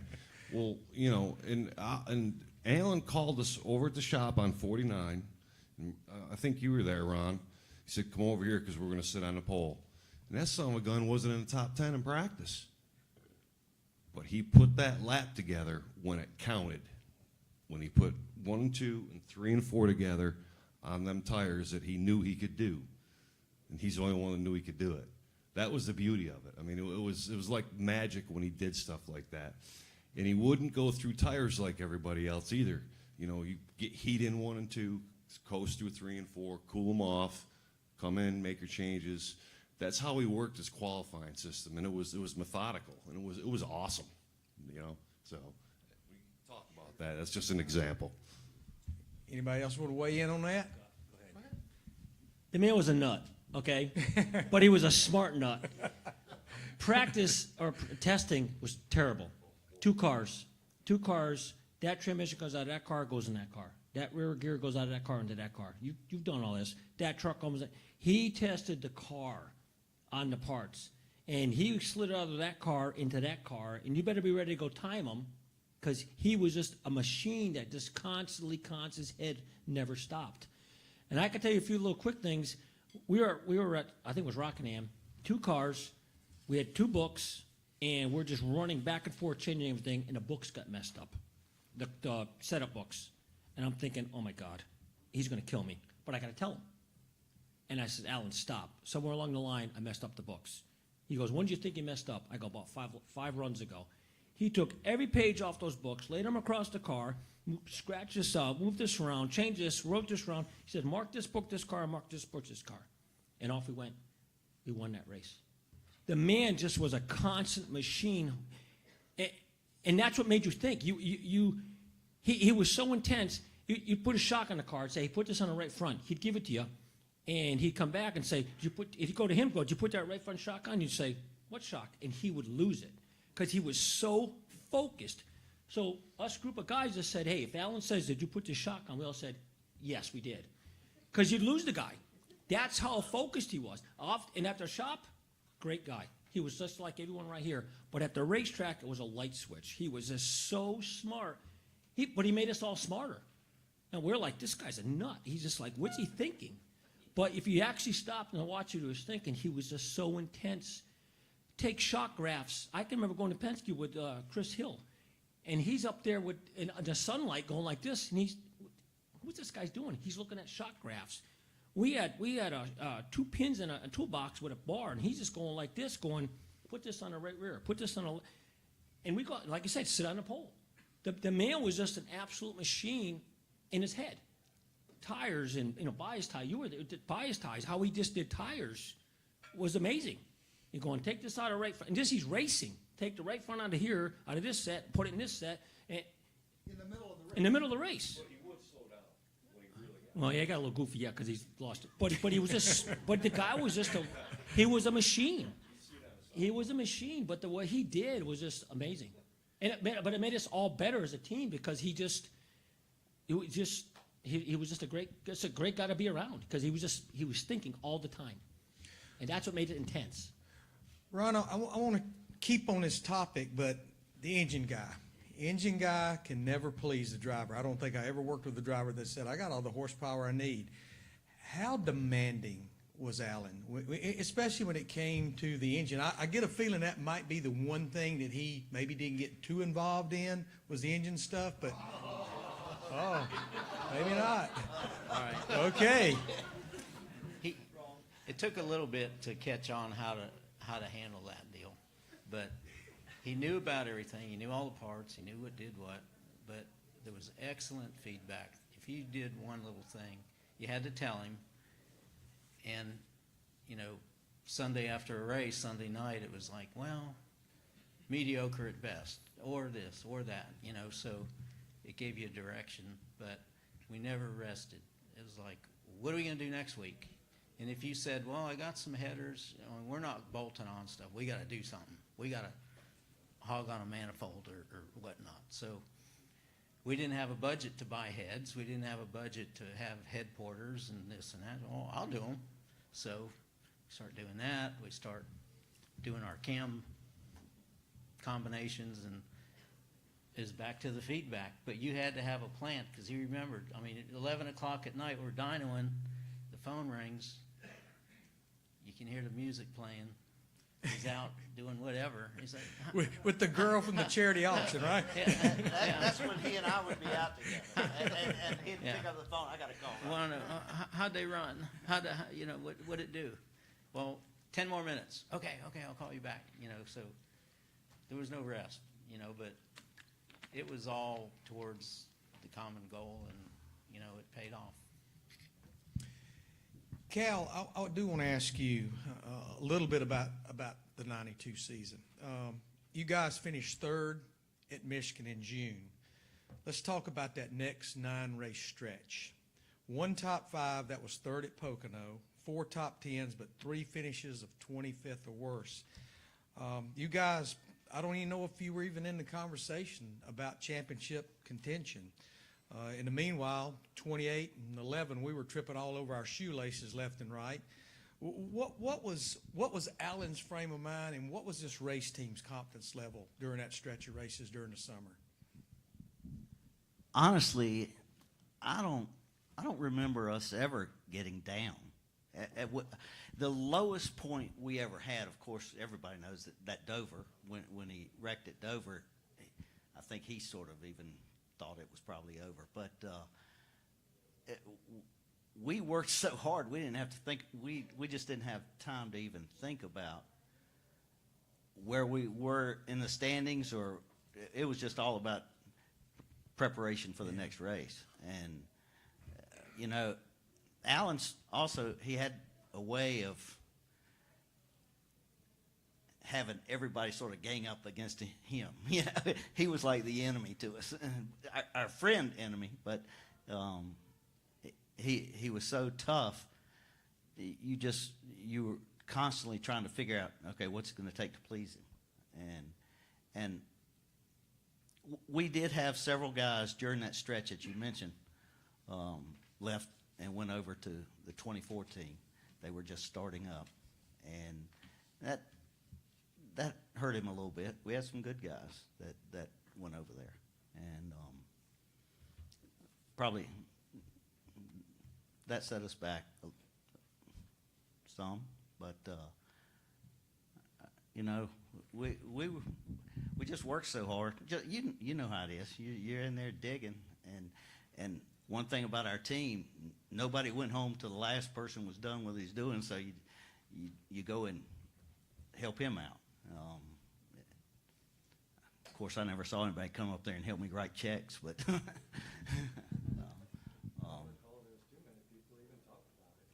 No. I'm just saying, I don't recall anybody even really talking about the points, you know? And even after Dover, we was quite a ways behind. But, yeah, nobody really even talked about it. It's like, until the last race almost, it's like, oh, dang, we got a chance here, you know? Alan saw what we were doing. We never gave up on Alan. Alan kind of lost a little wind on his sails. But we got, the truck got back. We all kind of rallied around. We just sat there and just said, we're not on this yet. We only dropped, I think, one spot in points. We're like, we're still in this. So we just kept digging. You talking about Dover? Yeah. He was deflated for it. We Now, just kept digging. I'll tell you my little story about Dover there. He had grabbed everybody because it happened. He wrecked pretty early. I don't know, like 70 laps into the race, and we had all these tires, and of course, and my job to sell those tires. We had like 10 sets sitting down there, and first he had this little speech to everybody, but I wasn't part of it because I was out there doing my job, selling tires. And first word when it came back to me, "Did you get them all sold?" You know? He saw us guys never gave up, and it brought the life back in him, and he got revitalized because we never gave up on him, and I think we all saw that because we just never gave up. We're like, hey, we're still in this. We still got to work. We still got to have get paid. We still want to win, and Alan you could just see him just. Like I say, his wheels started turning, and he just got more into it. We just kept doing our thing. And it just kind of was like it snowballed itself, you know. That was kind of the cool thing. I think he just saw we weren't giving up on him.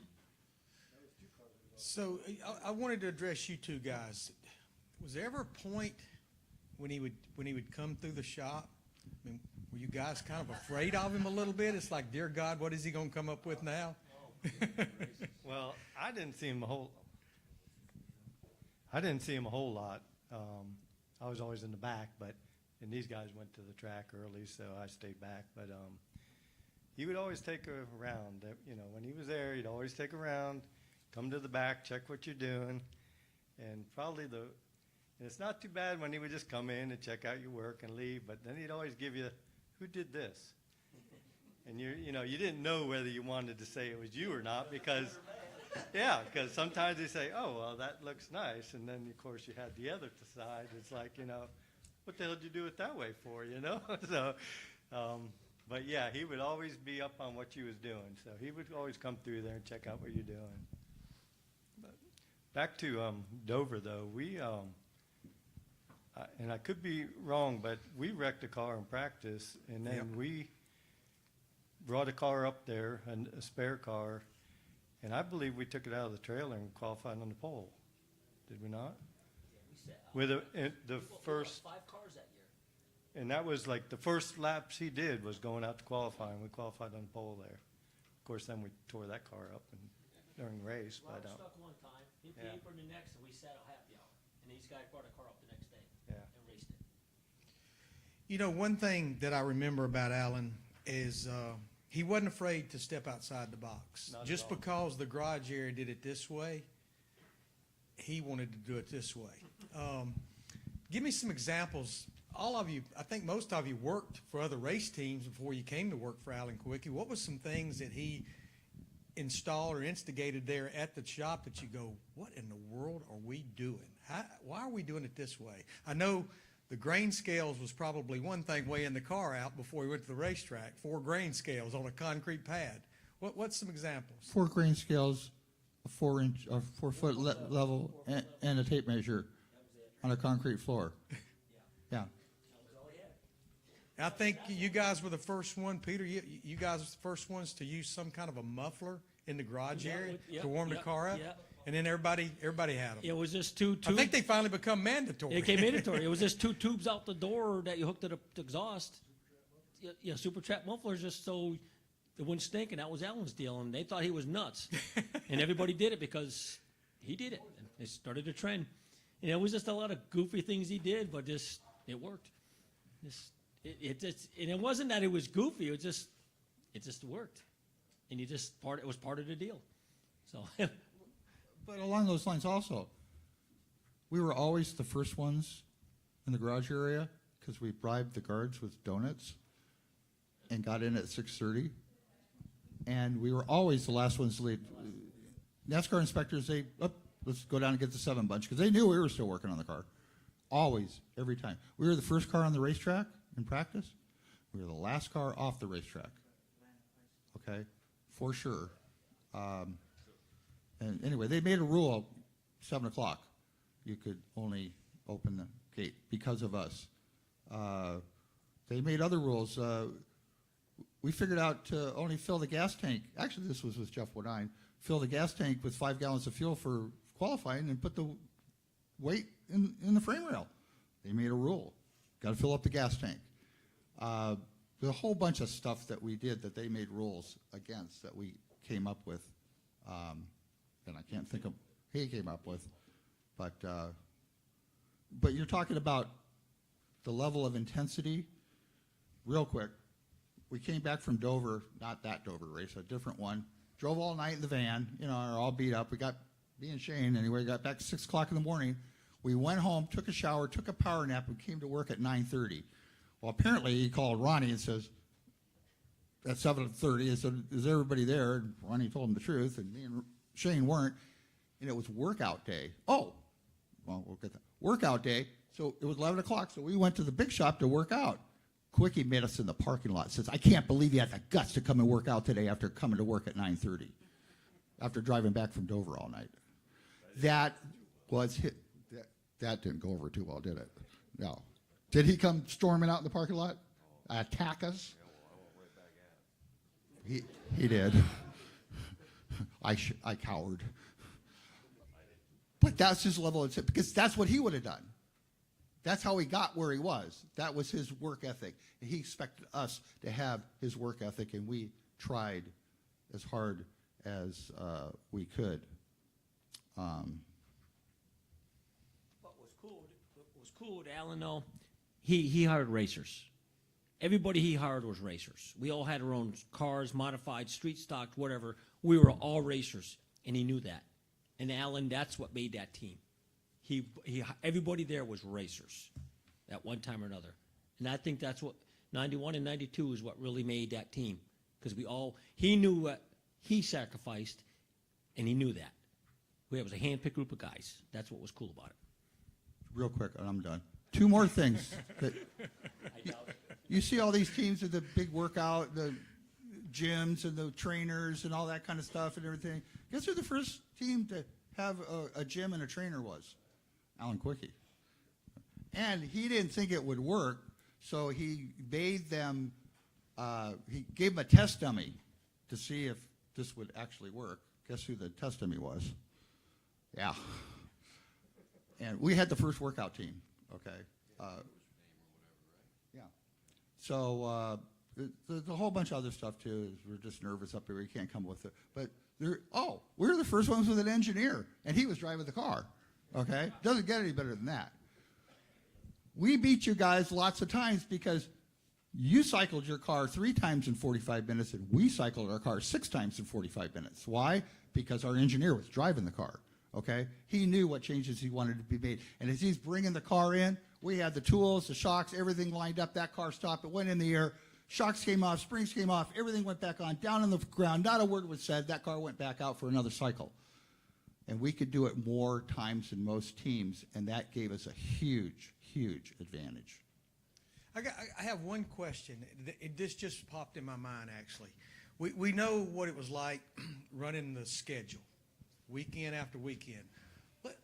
What was the off season like between 1991 and 1992? What all went on at the shop between those 2 years? We got a week off for Christmas. A week?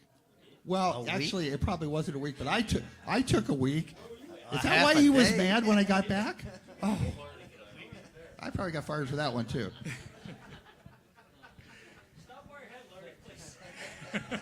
No, it was still 2 o'clock in the morning. Ronnie, can you try that other cam? Let me talk to Danny. Danny, go get some. Do you have any money? Go get some pizza. Is it a stretch that y'all actually had a full week off for Christmas? Is that a little bit of a stretch? Yeah, I don't remember that. But Maybe it's a few days. I don't know. 91, the end of 91, I think the money got better. The Ford budget got better. and we had 12 sets of heads, and we had, you know, so now we got stuff we could choose, and, you know, it wasn't last minute, you know, like always, but I remember one time saying towards the end of '92, like 2 or 3 races ago, he goes, you know, we're almost going to spend $1 million this year in the motor shop. I mean, that was probably a fraction of a lot of motor shops, but there was only 5 of us. With that being said, let me tell you a little story that happened in '92. We finished 7th at Sonoma. All you guys were out there finished in the top 5. You got your car backed up there, getting it tore apart, and engines looked at by NASCAR and everything. We got ours up. We're pulling our cylinder heads off. NASCAR comes by. What are y'all doing? We're not looking at you. So, oh no, we put it in our suitcases to carry it back so we could race it the next week at Pocono. How many hours a week on a regular basis would you guys work a week? I bet it was a little bit more than 40, right? Probably safe to say. I think regular is probably anywhere, you know, a regular week would be 45, 50 hours. A regular week if you didn't have any problems. During the off season, yes, they were the hardest. But we had in '93, after we'd won the championship, we were getting ready to go down to Daytona to test, and Alan had been out. It was a Saturday, and it was probably 4 or 5 o'clock. And sometimes on Saturdays, you might get out of there a little earlier than 7, 8, 9 o'clock, especially in off season. And the truck is going to be leaving the next morning, heading down to Daytona. And Alan comes strolling in at about 4 o'clock in the afternoon. I need 10 cows, different cows I want to take to Daytona with me. I thought Tom and Pete were going to go through the roof. As soon as Alan walked away from them, they called me over. Come here, we got to talk. You know, it's Truck didn't leave that morning either, so I can't. So, Joe, aside from winning races and obviously winning the championship, because we know no matter what, that's special moments. What's another special moment you remember having with Alan Kulwicki? Well, I've had so many as far as good and bad. You know, we've had our clashes, and I threatened to whip his rear end, and from then on, it was just great. You know, I stayed at his house when I come into town, and I mean, as a matter of fact, I was at his house when he crashed. And just one of them things. You just wanted to choke him and hug him at the same time. You know, I mean, he's just that kind of guy. Shane, how about you? Special moment with Alan aside from trips to Victory Lane, celebrating that championship? I'm glad we didn't have cell phones back then, because it would have been not good. I think my favorite thing was kind of, you know, I was the kid on the team. I mean, I was only 20 years old, and, you know, I'm like, man, these guys I got a long way to go to catch up with these guys. But the thing that sticks out with me most with Alan was, I think that him and I had a rapport kind of like I was a younger brother, if you will. You know, I come from upstate New York and down here with nothing, and he gave me a chance. He gave me my first chance. And, you know, I went on after the plane crash with Mr. Bodine here and went on to Hendrick Motorsports and have won more than I ever imagined. You know, my goal was to be on a Winston Cup team. Now, I've surpassed that goal thanks to Alan, and that's one thing, that's my biggest asset that I can thank him for. So, and I appreciate that, and without all these guys and the people that aren't in this room, it would have never happened. But we're here and live this legacy and enjoy it while we can. So, well, I share 2 things with this group. We've talked about these 2 race teams, the one I was with, the 2018 with Robert Yates Racing and Alan Kulwicki Racing, going to Atlanta along with Junior Johnson. In fact, a lot of people may not realize there were actually mathematically, probably not realistically, there were mathematically 6 teams that could go down there and win that championship. You had to factor in Harry Gant, Mark Martin and Kyle Petty. Now, it was a stretch. The 7, the 28, and the 11 probably would have all had to finish dead last, but mathematically there was. So I share that with this group. Another thing that I share, obviously on April the 1st, 1993, they lost their driver in the plane crash. 4 months later, I lost the driver I was working with, Davey Allison, in a helicopter crash at Talladega. So to some degree, I can relate to what these guys were feeling, but then I can't, because even though we were a little bit lost, when we lost Davey Allison, we knew Robert Yates Racing was going to continue. These guys were pretty much lost, I would say, after April the 1st. So Tom, maybe it's a good time to bring another guest up here and join this group.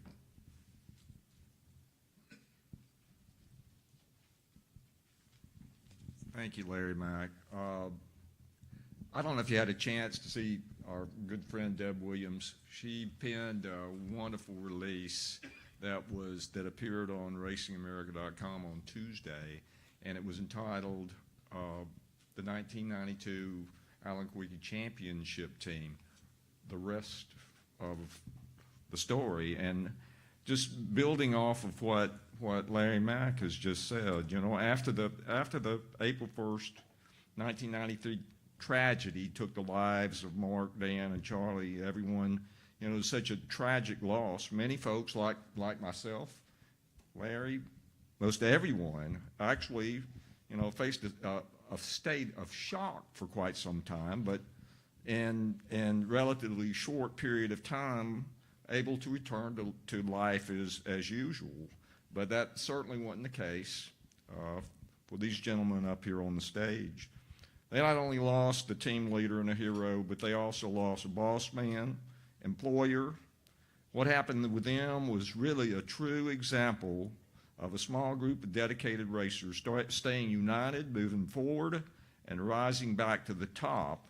So the final aspect of this, which is one of the most compelling stories in NASCAR racing history, rested fully on the shoulders of this racing legend. And perhaps the best way that I can explain what he meant was an email that I actually got from Danny. And in this email, when we were putting this together, Danny says, Jeff Bodine was our team's resurrection. We were counted down after 4/1/93. Jeff gave us hope. He treated us like his best friends and put us back up to the top as winners. I think we helped him too. We became his extended family.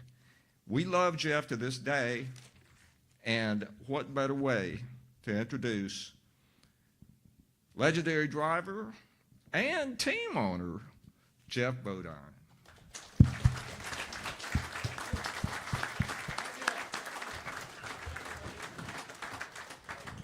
Thank you. Oh, I got two mics up. Thank you. I just need one, Danny, not like you. Danny, where's the batteries on in microphones? But no, I was in the right place at the right time. God will do that to you if you believe in Him.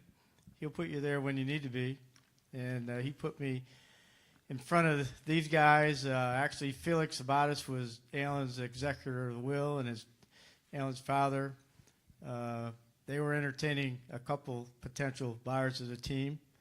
One was the late Payne Stewart and myself. And the way I understand the story, Mr. Kulwicki wanted a racer to take over the team. And so they chose me. You know, after Alan was killed, I had no idea of being a team owner. Everyone knew I was a hands-on driver, though. I always spent a lot of time with my teams, and it seems like these young guys here, you guys are talking about teaching young guys how to drive. You're all young. You could be my grandchildren. Yeah, I'm 74 years old, so, boy, wouldn't it be nice to be young again? I don't know. It's pretty rough out there. But anyway, Mr. Kulwicki wanted a racer to have the team, so they chose me, and really surprised me. Felix Bottas came up to me before this happened and said, "You need to buy that team." I said, "What are you talking about?" "No, you're the kind of guy that needs to have this team." And I can see I made a few mistakes listening to you guys. Why didn't you tell me? One of the first things I did when I got involved with the team, I gave them a raise. Whoa, what a mistake. They worked really hard for nothing. They worked hard after I paid them too, but gave them a little bit more money. But they were really down, and this is a great story. I was friends with Tanya Tucker back then. I was married, so there was no hanky-panky, but she was playing in Dollywood. There's a picture of, Tanya and who's that? I can't see. Yeah, my son Matthew was here in Barry. Here, pass it around, old memories. But she was singing over in Dollywood, and so we got the whole team, the families, kids, whoever, and Tanya agreed to do it. We took everybody at Dollywood, and part of the deal was we painted a car up. It really was a race car. You know, back then, show cars were real race cars. We didn't have show cars just to be a show car. And to paint up Tanya Tucker and all this stuff. And I was going to give her a ride down the highway. We arranged it with the police. And so we're going down the highway, and all these guys, their families, wives, and kids were standing backstage when we left. So they saw me driving the car down, following this police officer. We went maybe 5 miles down the road and went to turn around, and we stopped. Tanya hit me in the shoulder. "It's my turn." I said, "What do you mean?" "I want to drive." Now, she was great. You know, she's very coordinated, not just as a singer, but she rode horses and motorcycles. So I said, well, she can probably handle it. So we switched. I'm sitting on the floor. She's over here. Now, this was, you know, to tow a car, you put tow tires on it. Not real, I mean, they're real tires, but they're not set the right air pressure, and they're old and wore out. So here we go, starting down the road. Well, the police officer just kept going, and Tanya slowed up. Oh, I said, I'm in trouble. He probably got a mile ahead of us. And here she goes. She shifts down, and away we go, and I think we are going to die. She doesn't know the tires have way too much air in them, and I know it. And I said, slow down, slow down. No, I'm okay. And she wheeled that thing down the road, and we made it back to Dollywood. Well, the backstage, we had to go up a little hill, and then you turn back down and go to the backstage. Now, all these guys are standing there with their families thinking, I'm driving. She turned a corner to go back downstage and hit the gas wide open. I said, stop. You know, racing brakes, you got to warm them up a little bit before they work good. I said, we are going to kill people. They saw her blonde hair flying out the window. They all started running because they thought she was going to kill all of them. She slid that car in sideways, perfect. Nobody got hurt. Everyone was cheering. She was happy. They were happy. I mean, we had a great time. And but that was just to get the morale back up in the team. I don't know what it did for you guys. Yeah, well, yeah, all the gray hair. No, that's because we're old, Tom. Or like Jeff and I, they're just not up there. It was a race car you guys built and maintained. You knew it didn't have the right tires on it. But anyway, that was just one way to get them feeling good and their families feeling good again. It didn't erase the memory of Alan or none of the tragedy, but we love these guys. And when you buy a race team, what's the most important part of a race team? I asked Larry Mack that a little while ago. It's not the cars, not the engines, it's the people. And I think I don't know if you asked me or not, but when you bought the team, weren't you afraid of what might happen? I said, heck no. These guys were winners. I bought the team. This was the team. A lot more of them than here right now, but you buy the team, the people, and they were winners, so I wasn't afraid. I knew we were going to win eventually, and we did. Yeah. I was even crazy enough. We were testing Bristol. Oh, I gave them a raise. I didn't go around the shop and yelling at people. You know, I hired the team, hired these guys, and I said, I'm going to let them do their jobs. You know, I'm not going to micromanage them. That's I'm paying them to do a job. I'm going to let them do their job. So I was completely opposite of Alan, obviously. And but it worked. But we were testing Bristol with a real race car. Danny, street stock racer at Weaver Shangri-La. Back of the pack. He said, I'm a racer. I've driven. And Paul Andrews, crew chief back then, and a friend of mine from Connecticut. I hired him to come down. He always wanted to be on our pit crew. I said, well, come on down, Roy. This is your chance. So they moved down. So I don't know who asked me first, whether you or Roy. Oh, baby, Roy wrote a different story. Yeah. We want to drive. Now, we got done testing. The car was fast. It was awesome. And so Roy put my uniform on. He was about my size, the helmet on. Got in. I reached in there and grabbed him. I said, you wrecked this car. You might as well just keep driving out of here because I'm going to get you. Well, he went out and he raced snowmobiles. He thought he was a racer. He found out a little different. Paul got in the car. He couldn't even get wide open because when he'd hit the gas, he'd get wiggling and he'd let off. The crew chief. Danny gets in it. I'm going to show these guys how to do it. Well, he went faster than the other two, but he probably would have got lapped in 10 laps. That's how fast he was going. But at least he didn't wreck. But that's how crazy I was. That's how much I love these guys. I let him drive a car, a real race car at Bristol, which is not an easy track. But I trusted him, and I trusted him with my cars, with the equipment, and that's a key. I was always there. I'm not like Alan. I didn't go to the engine shop. Well, I built a new engine shop. We added on to the original Kulwicki shop with an engine shop and better fabs and all that. Had an exercise room. Does it look like these guys ever went and used it?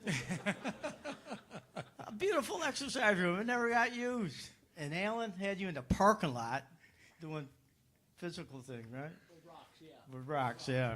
Gee. What was wrong with me? I was too nice a guy. But it was all worth it. There's a lot to the story. I wrote a book. Actually, it'll be released in the beginning of February. The TBN network, Christian, they're publishing for me. So it's a tell-all book. Tells about career, but it then tells about NASCAR, all this. Tells about how people cheated, not naming names. And believe me, my list of cheating was this I'm much. not in that book, am I, Jeff? Some of the things you did are, but your name isn't because I don't want to run anybody over with a bus. But it'll be interesting. And then the last chapter is about my faith. It's all through the book, but my faith, what it's done in my personal life and professional life. So you guys, I hope you're all Christians, they're racers. You got to have that faith, not in just yourself, but in the Lord, because you're going to have troubles. Anyone ever see the wreck I had in Daytona in 2000? The truck wreck? First time they raced trucks there? My son Barry was supposed to drive. He's coming back. But they wanted me to because I won races there. And I was going to win the race. No restrictor plates. It was fun. Man, we were faster than the cars. And we had a pit, so I came from the back to the front. Just caught, Kurt Busch was in the Roush truck. And I just did the lap before, I swear, the lap before I told my crew, if I can pass these guys any time, but I'm just being careful. The next lap didn't look like I was being careful. Big wreck. Flew up into the fence at 190 miles an hour, cut the front off and all that. And everyone thought I was dead. So I'm very blessed. But I was a Christian way before that. So and I talk to men's group and churches a lot. If you're Christian, you really believe, God knows if you really believe, I'm preaching now. He'll know. You can fool everybody else, go to church and look all pretty, but it doesn't mean you're a Christian. But he'll know. And if you need a miracle one day, he might give it to you. He certainly gave me one because that crash should have killed me. But anyway, we'll end on a better note. Larry, you got any questions that are a little... I do. For the 8 guys. The guys, Jeff's numbers speaks for itself when he came and bought that race team.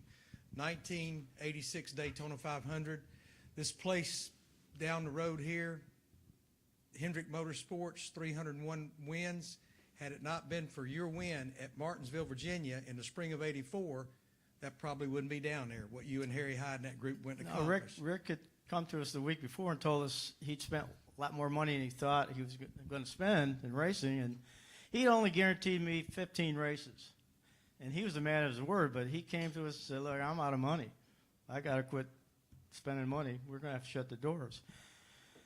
Harry said, look, the car's ready, which it was. The engine's in it, which it was. You might have to get a few tires, which we had to. And Bodine won some races up there, which I did in modifieds and late models. I won 15 races there, so total. So I kind of got around that place pretty good. And Rick had promised his wife to go to a church conference in Greensboro, North Carolina, so they weren't even there at the race. Yeah. And we went out and won, and beat them all. I mean, nobody fell out of that race that I remember. Dale was finished, and Waltrip passed Bobby Allison for the lead with, 15 or 20 laps to go, 30, something like that. But, yeah, if hadn't won that race, there wouldn't be a Hendrick Motorsports. But my question to these guys, his numbers, they spoke for himself as far as driving a race car. And it didn't take me long in that room downstairs to realize the camaraderie between you guys and Jeff was quite amazing. But when you first heard Jeff Bodine might be buying our race team, what was your initial thought? I'd like to hear that. Start with Peter. He's a pretty honest guy. I try to be. Initial thought now. Initial thought. Well, we heard it with possibly Payne Stewart and Jeff, and knowing Jerry, and Jerry said he wanted his team to stay together because he's like, you believed in Alan, and Alan believed in you, meaning all us guys. And nothing against Payne Stewart, God rest his soul. Well, like you said, he was not a racer. Jeff was. Jeff's record spoke for himself, whether modifieds, with Bud Moore, or Hendricks, however. Jeff could fit right in. We could plug and play and put him right in. Payne Stewart couldn't do that. Yeah, he could probably pay the bills, but then you got to hire a driver, and you got to do this. This guy could just jump right in and keep the ball rolling, because that's all we knew. So if you got another guy in there like a Payne Stewart and have to start basically all over, we probably would have failed. Where Jeff just, like you said, you guys knew what to do it. So I think that just eased everyone's mind so much. A lot to Jerry, because Jerry's the one that made the initial decision, but a lot to this guy right here, because he made it happen. You know, when I bought the team, Jimmy Hensley was driving a car, fill-in driver, and with Hooters as a sponsor. Guys, I know about sponsors. And he wanted a young driver named Lori Allen. You might have remember the name, to drive. He was sponsoring him on some short track stuff. He wanted, the owner of Hooters wanted him to drive the Cup car. Well, Jerry, and we went to Jerry and Felix and myself and I don't know who else, and discussed it, and we wanted Jimmy Hensley to stay in the car. Mr. Quickie wanted him to stay in the car. And I said, I'm going to honor what Mr. Quickie wants. He knows Alan better than anybody, and that's what Alan would have wanted. So we did that. Well, I bought a race team, and a few weeks later I lost a sponsorship. Hooters pulled out because we didn't hire Loy Allen. Guys, I know about sponsors and money. Yeah, that hurt. But we got some other sponsors to fill in the rest of the year, and the rest is history. So appreciate it when you have sponsors and treat them well. And it sounds like all you guys in this group have been. Get out there, do things. Make-A-Wish, charities. It all ends up helping you in the end. Makes you grow as a person. And all the trials and tribulations you go through in life, I thank God for every one of them, because it's made me who I am today. So when you have a blown engine or somebody spins you out, yeah, you're going to be mad and upset. But always remember, this is going to make me better. It's going to make me a better person in the long run. That's Alan was the same kind of guy. You heard it from these guys. I mean, he had problems. No one goes through life without troubles. He wrecked. He blew engines. He wrecked 2 cars one weekend, and the 3rd car he won the race with. He didn't give up. He learned by it. Went out and won. Go ahead, Larry. Yeah, so I'm like Danny. I talk a lot. No, good. This is what we wanted, playing off each other. But Cal, I want to come to you on this question that Peter just addressed, because I want to steal some quotes that I read that you had said. The toughest period of my entire life. You felt like after Alan's death that the team was falling apart and had lost their direction in life. The finances. Alan's race team money had been frozen, and you were paying for things out of your own personal account. What were your thoughts when you heard Jeff Bodine is going to purchase this race team? Relief for my finances for sure. Talking about that, I talked to Danny a little while today. He said, Cal, you told me that you went over to Allen's and he had $10,000 that you got to pay our bills. $10,000. The minimum on a week is like 25 grand and sometimes 50 grand. And that 10 grand lasted like 3 days.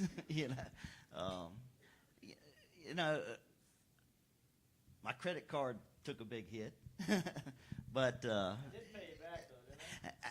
Actually, Jerry, the money was the money that was spent was what I kept track of, and Jerry paid me back as soon as he got everything released. Alan did not have a will, and when you don't have a will, he didn't really have anybody to will anything to. His father was the only survivor, and but when you don't have a will, it freezes until the courts release it, and so that. Yeah, get a will, guys. Really, and trust is even better. Right, lawyers? Trust are good. I've learned the hard way. So anyway, you were talking about giving us raises and stuff before you came on site. We had been paying. Alan had been having me paid $20 a day in per diem, and Felix saw that. You got to up that. We got to do more than $20 a day, Felix, where is this money coming from? He made my life tough. I'm gonna toss one final thing out there, because we still got to crown our champion, Matt Cookson here. But Jeff, you took the ride over with 7 races to go in 1993, and you got your release from Bud Moore. I know finishes can be deceiving, but the 94 finishes, they were not where you wanted them to be. At the end of the day, though, the shop is right out there. You probably almost throw a rock and hit it. The All-Star race, the Winston All-Star race. What did that mean to Jeff Bodine to get that car, the 7 car, in this group to victory lane? Well, I can't speak for these guys. I know it made everyone happy, but we were running Hoosiers then. We were doing a lot of testing. We were the only team that tested. Started out with somebody else, but they weren't doing a good job, so they got us to do it. Well, I'd worn these guys out. I wore our cars out, wore the engines out. We tested more that year, 94, than we raced. That's incredible. It's ridiculous. It's unheard of. And so to come here and win that race, it didn't look good right from the start. In the first segment, Sterling bumped me through the tri-oval and went through the grass, and it broke a fender brace. Well, we kept going. Well, the car was pushing. Didn't have the downforce in the front. You racers know all about that. And so I didn't finish good in the first segment. So on the pit stop, they give you, 10 minutes or whatever pit stop. They put another fender brace on, got it where it should be, and went out, and we won the second segment. Yeah, right. So that put us on the pole for the last 10 laps. Well, the Hoosier tires, it took a few laps to get going. But once they got going, they were good.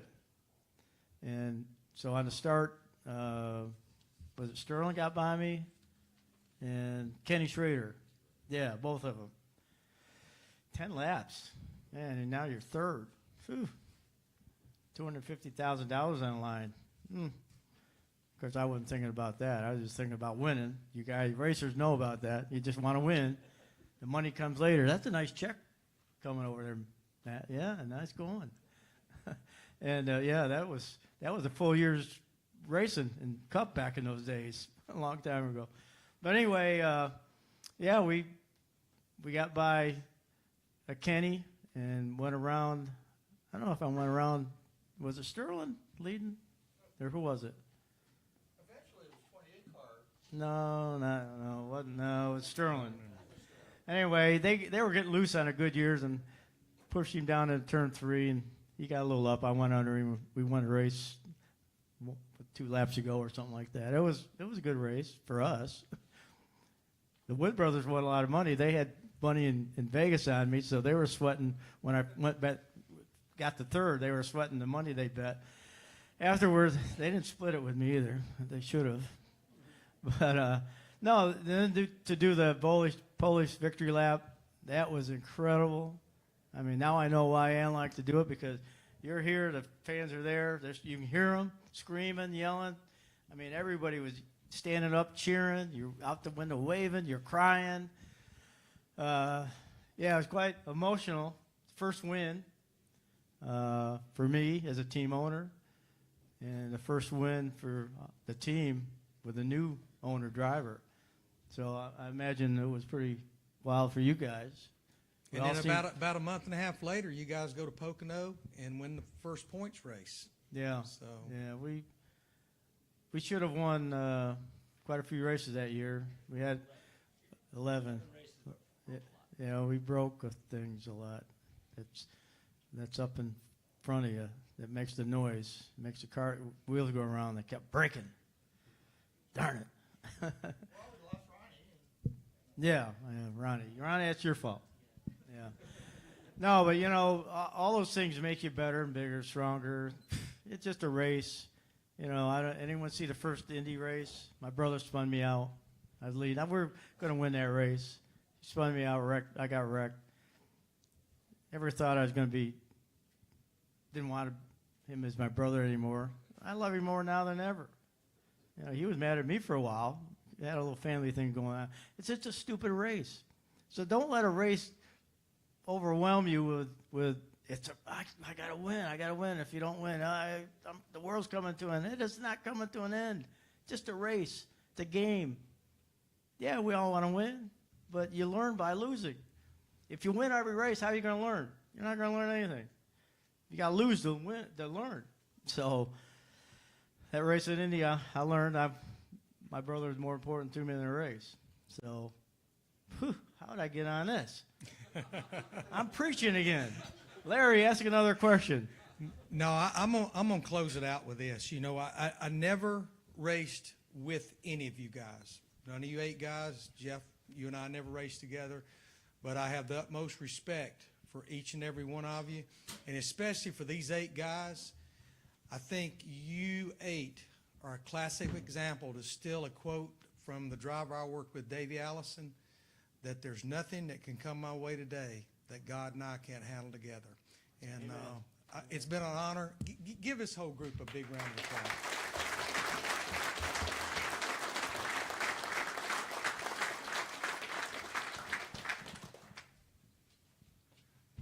I mean, how about that? That was an experience. I've just enjoyed every moment of it. And we've got a champion that we're going to crown here, but I just want to thank Larry Mack, Jeff, thank you, and thanks everyone on you guys will always be champions. And like Jeff said, he knew what he was getting into. He bought a team that was full of winners. Thank you, guys.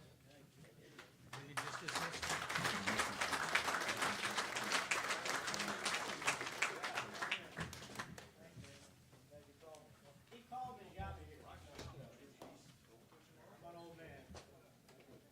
All right, if I can get Alan and Jess back up here. Oh, dynamic duo. Doing all right? Yes, sir. Good seeing you again. good. Oh, okay, we're ready. All right. Well, what can you say that hasn't already been said about our 2023 KDDP Kulwicki Cup champion? Max Cookson turned heads for all the right reasons throughout the entire 2023 season and led the KDDP points from the beginning through the end. Simply put, Max was magnificent, or as Alan Kulwicki would say, he was spectacular. The community service work that Max did was so impressive, especially his season-long work with the Maine Autism Society. He was so active with so many projects and utilized his social media skills to document and present his season so well. As one of the KDDP voters commented at the end of the competition, Max checked all of the boxes as well as any of the KDDP finalists ever. He exemplifies what the KDDP is all about, and there are big things ahead for Max, and he will represent Allen and the KDDP so well. And over on the competition side, Max was equally spectacular. In one of the toughest competition areas for racing in the country, Max made racing history, winning the Oxford Plains Speedway Super Late Model Championship, the past North Championship, and the past National Series Championship, all in the same season. People familiar with the racing in that area know just how impressive that is and what a major accomplishment it is in what Max did. There's no qualifying for races up there, and the handicap system sees race winners having to start at the rear of the field. And most times there were 30 cars he'd be racing against. The end result saw Max pass more than 250 cars this season while wearing the Kulwicki colors. Along the way, in 31 races, Max scored 5 wins, 17 top 5 finishes, and 26 top 10s. It was an amazing season. Just think that Max is only 20 years old, and he already has the level of respect in the racing world that saw Bubba Pollard jump in his backup car for the Oxford 250 with virtually no practice. Ladies and gentlemen, please welcome to the stage from Palmyra, Maine, your 2003 Kulwicki Cup champion, Max Cookson.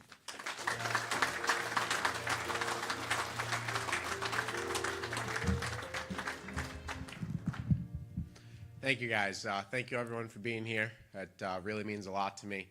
And first off, I'd got a little bit of business to take care of.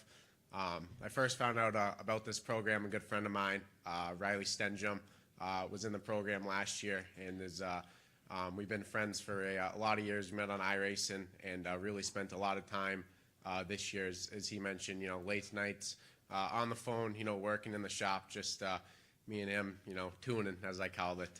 But me and Riley had a little bet going into this year. If one of us ended up winning the program, we had to buy the other one a set of tires. So Riley, there's an envelope on your table with $1,000 in it for a set of tires. And thank you for talking me into applying for the program.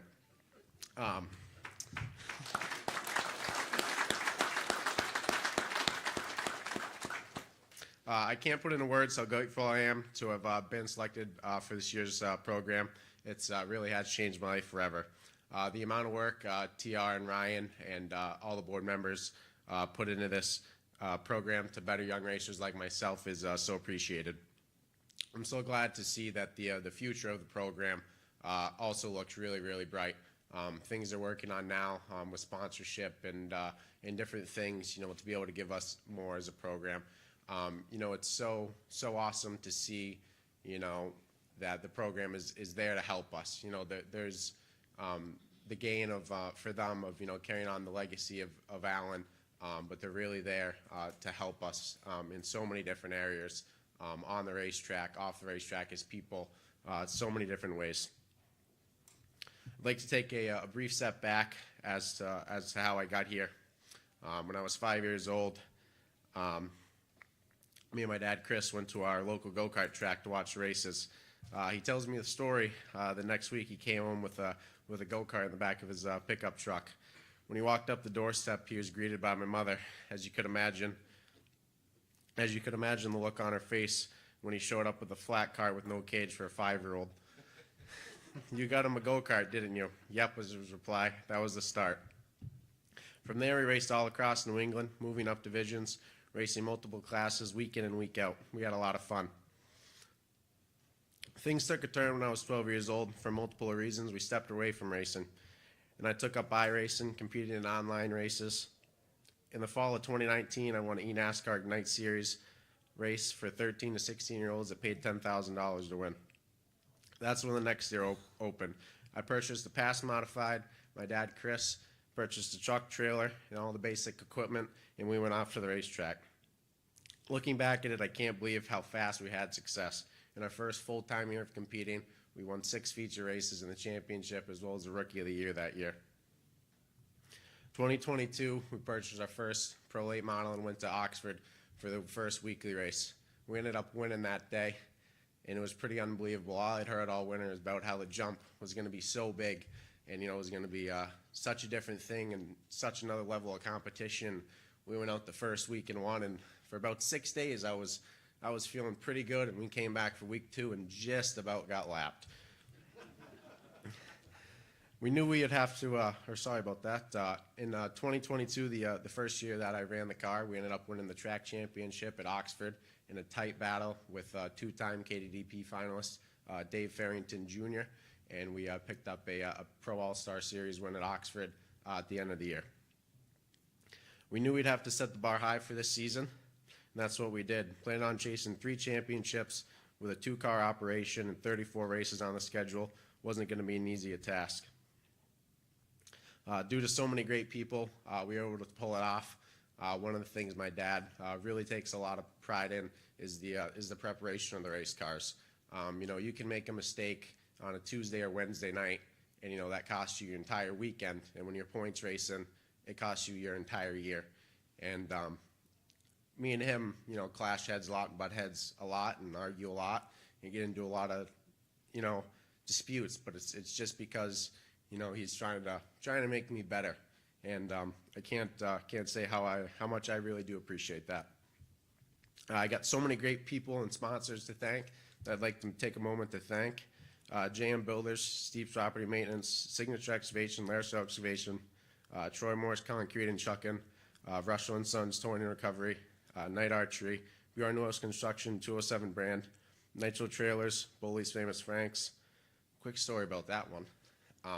Bully's Famous Franks is right on the way to Jeff Taylor's, our car builders, their hot dog shop.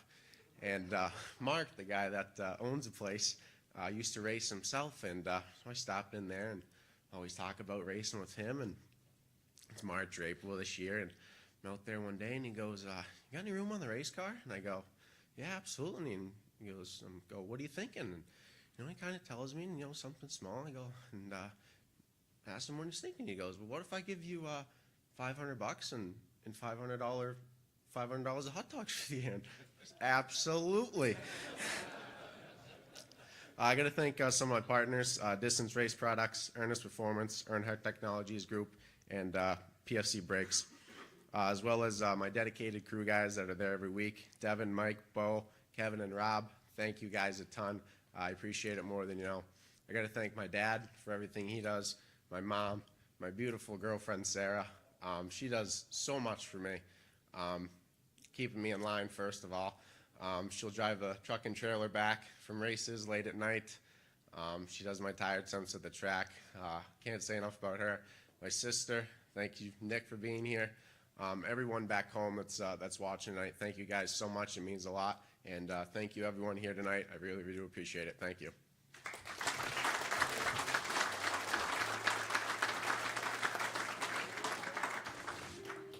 Max, if you'll go up there. You can go up there.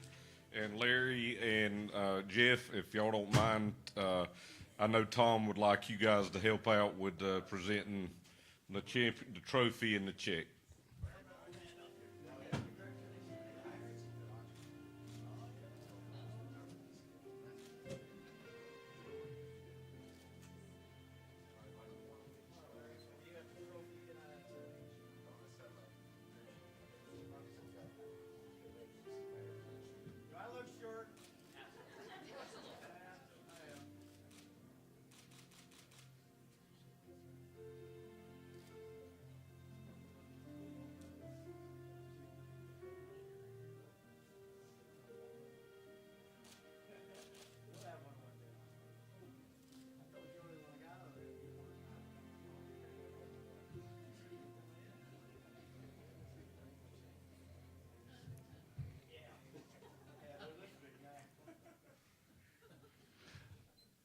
that officially concludes our evening, and we certainly appreciate everyone coming out.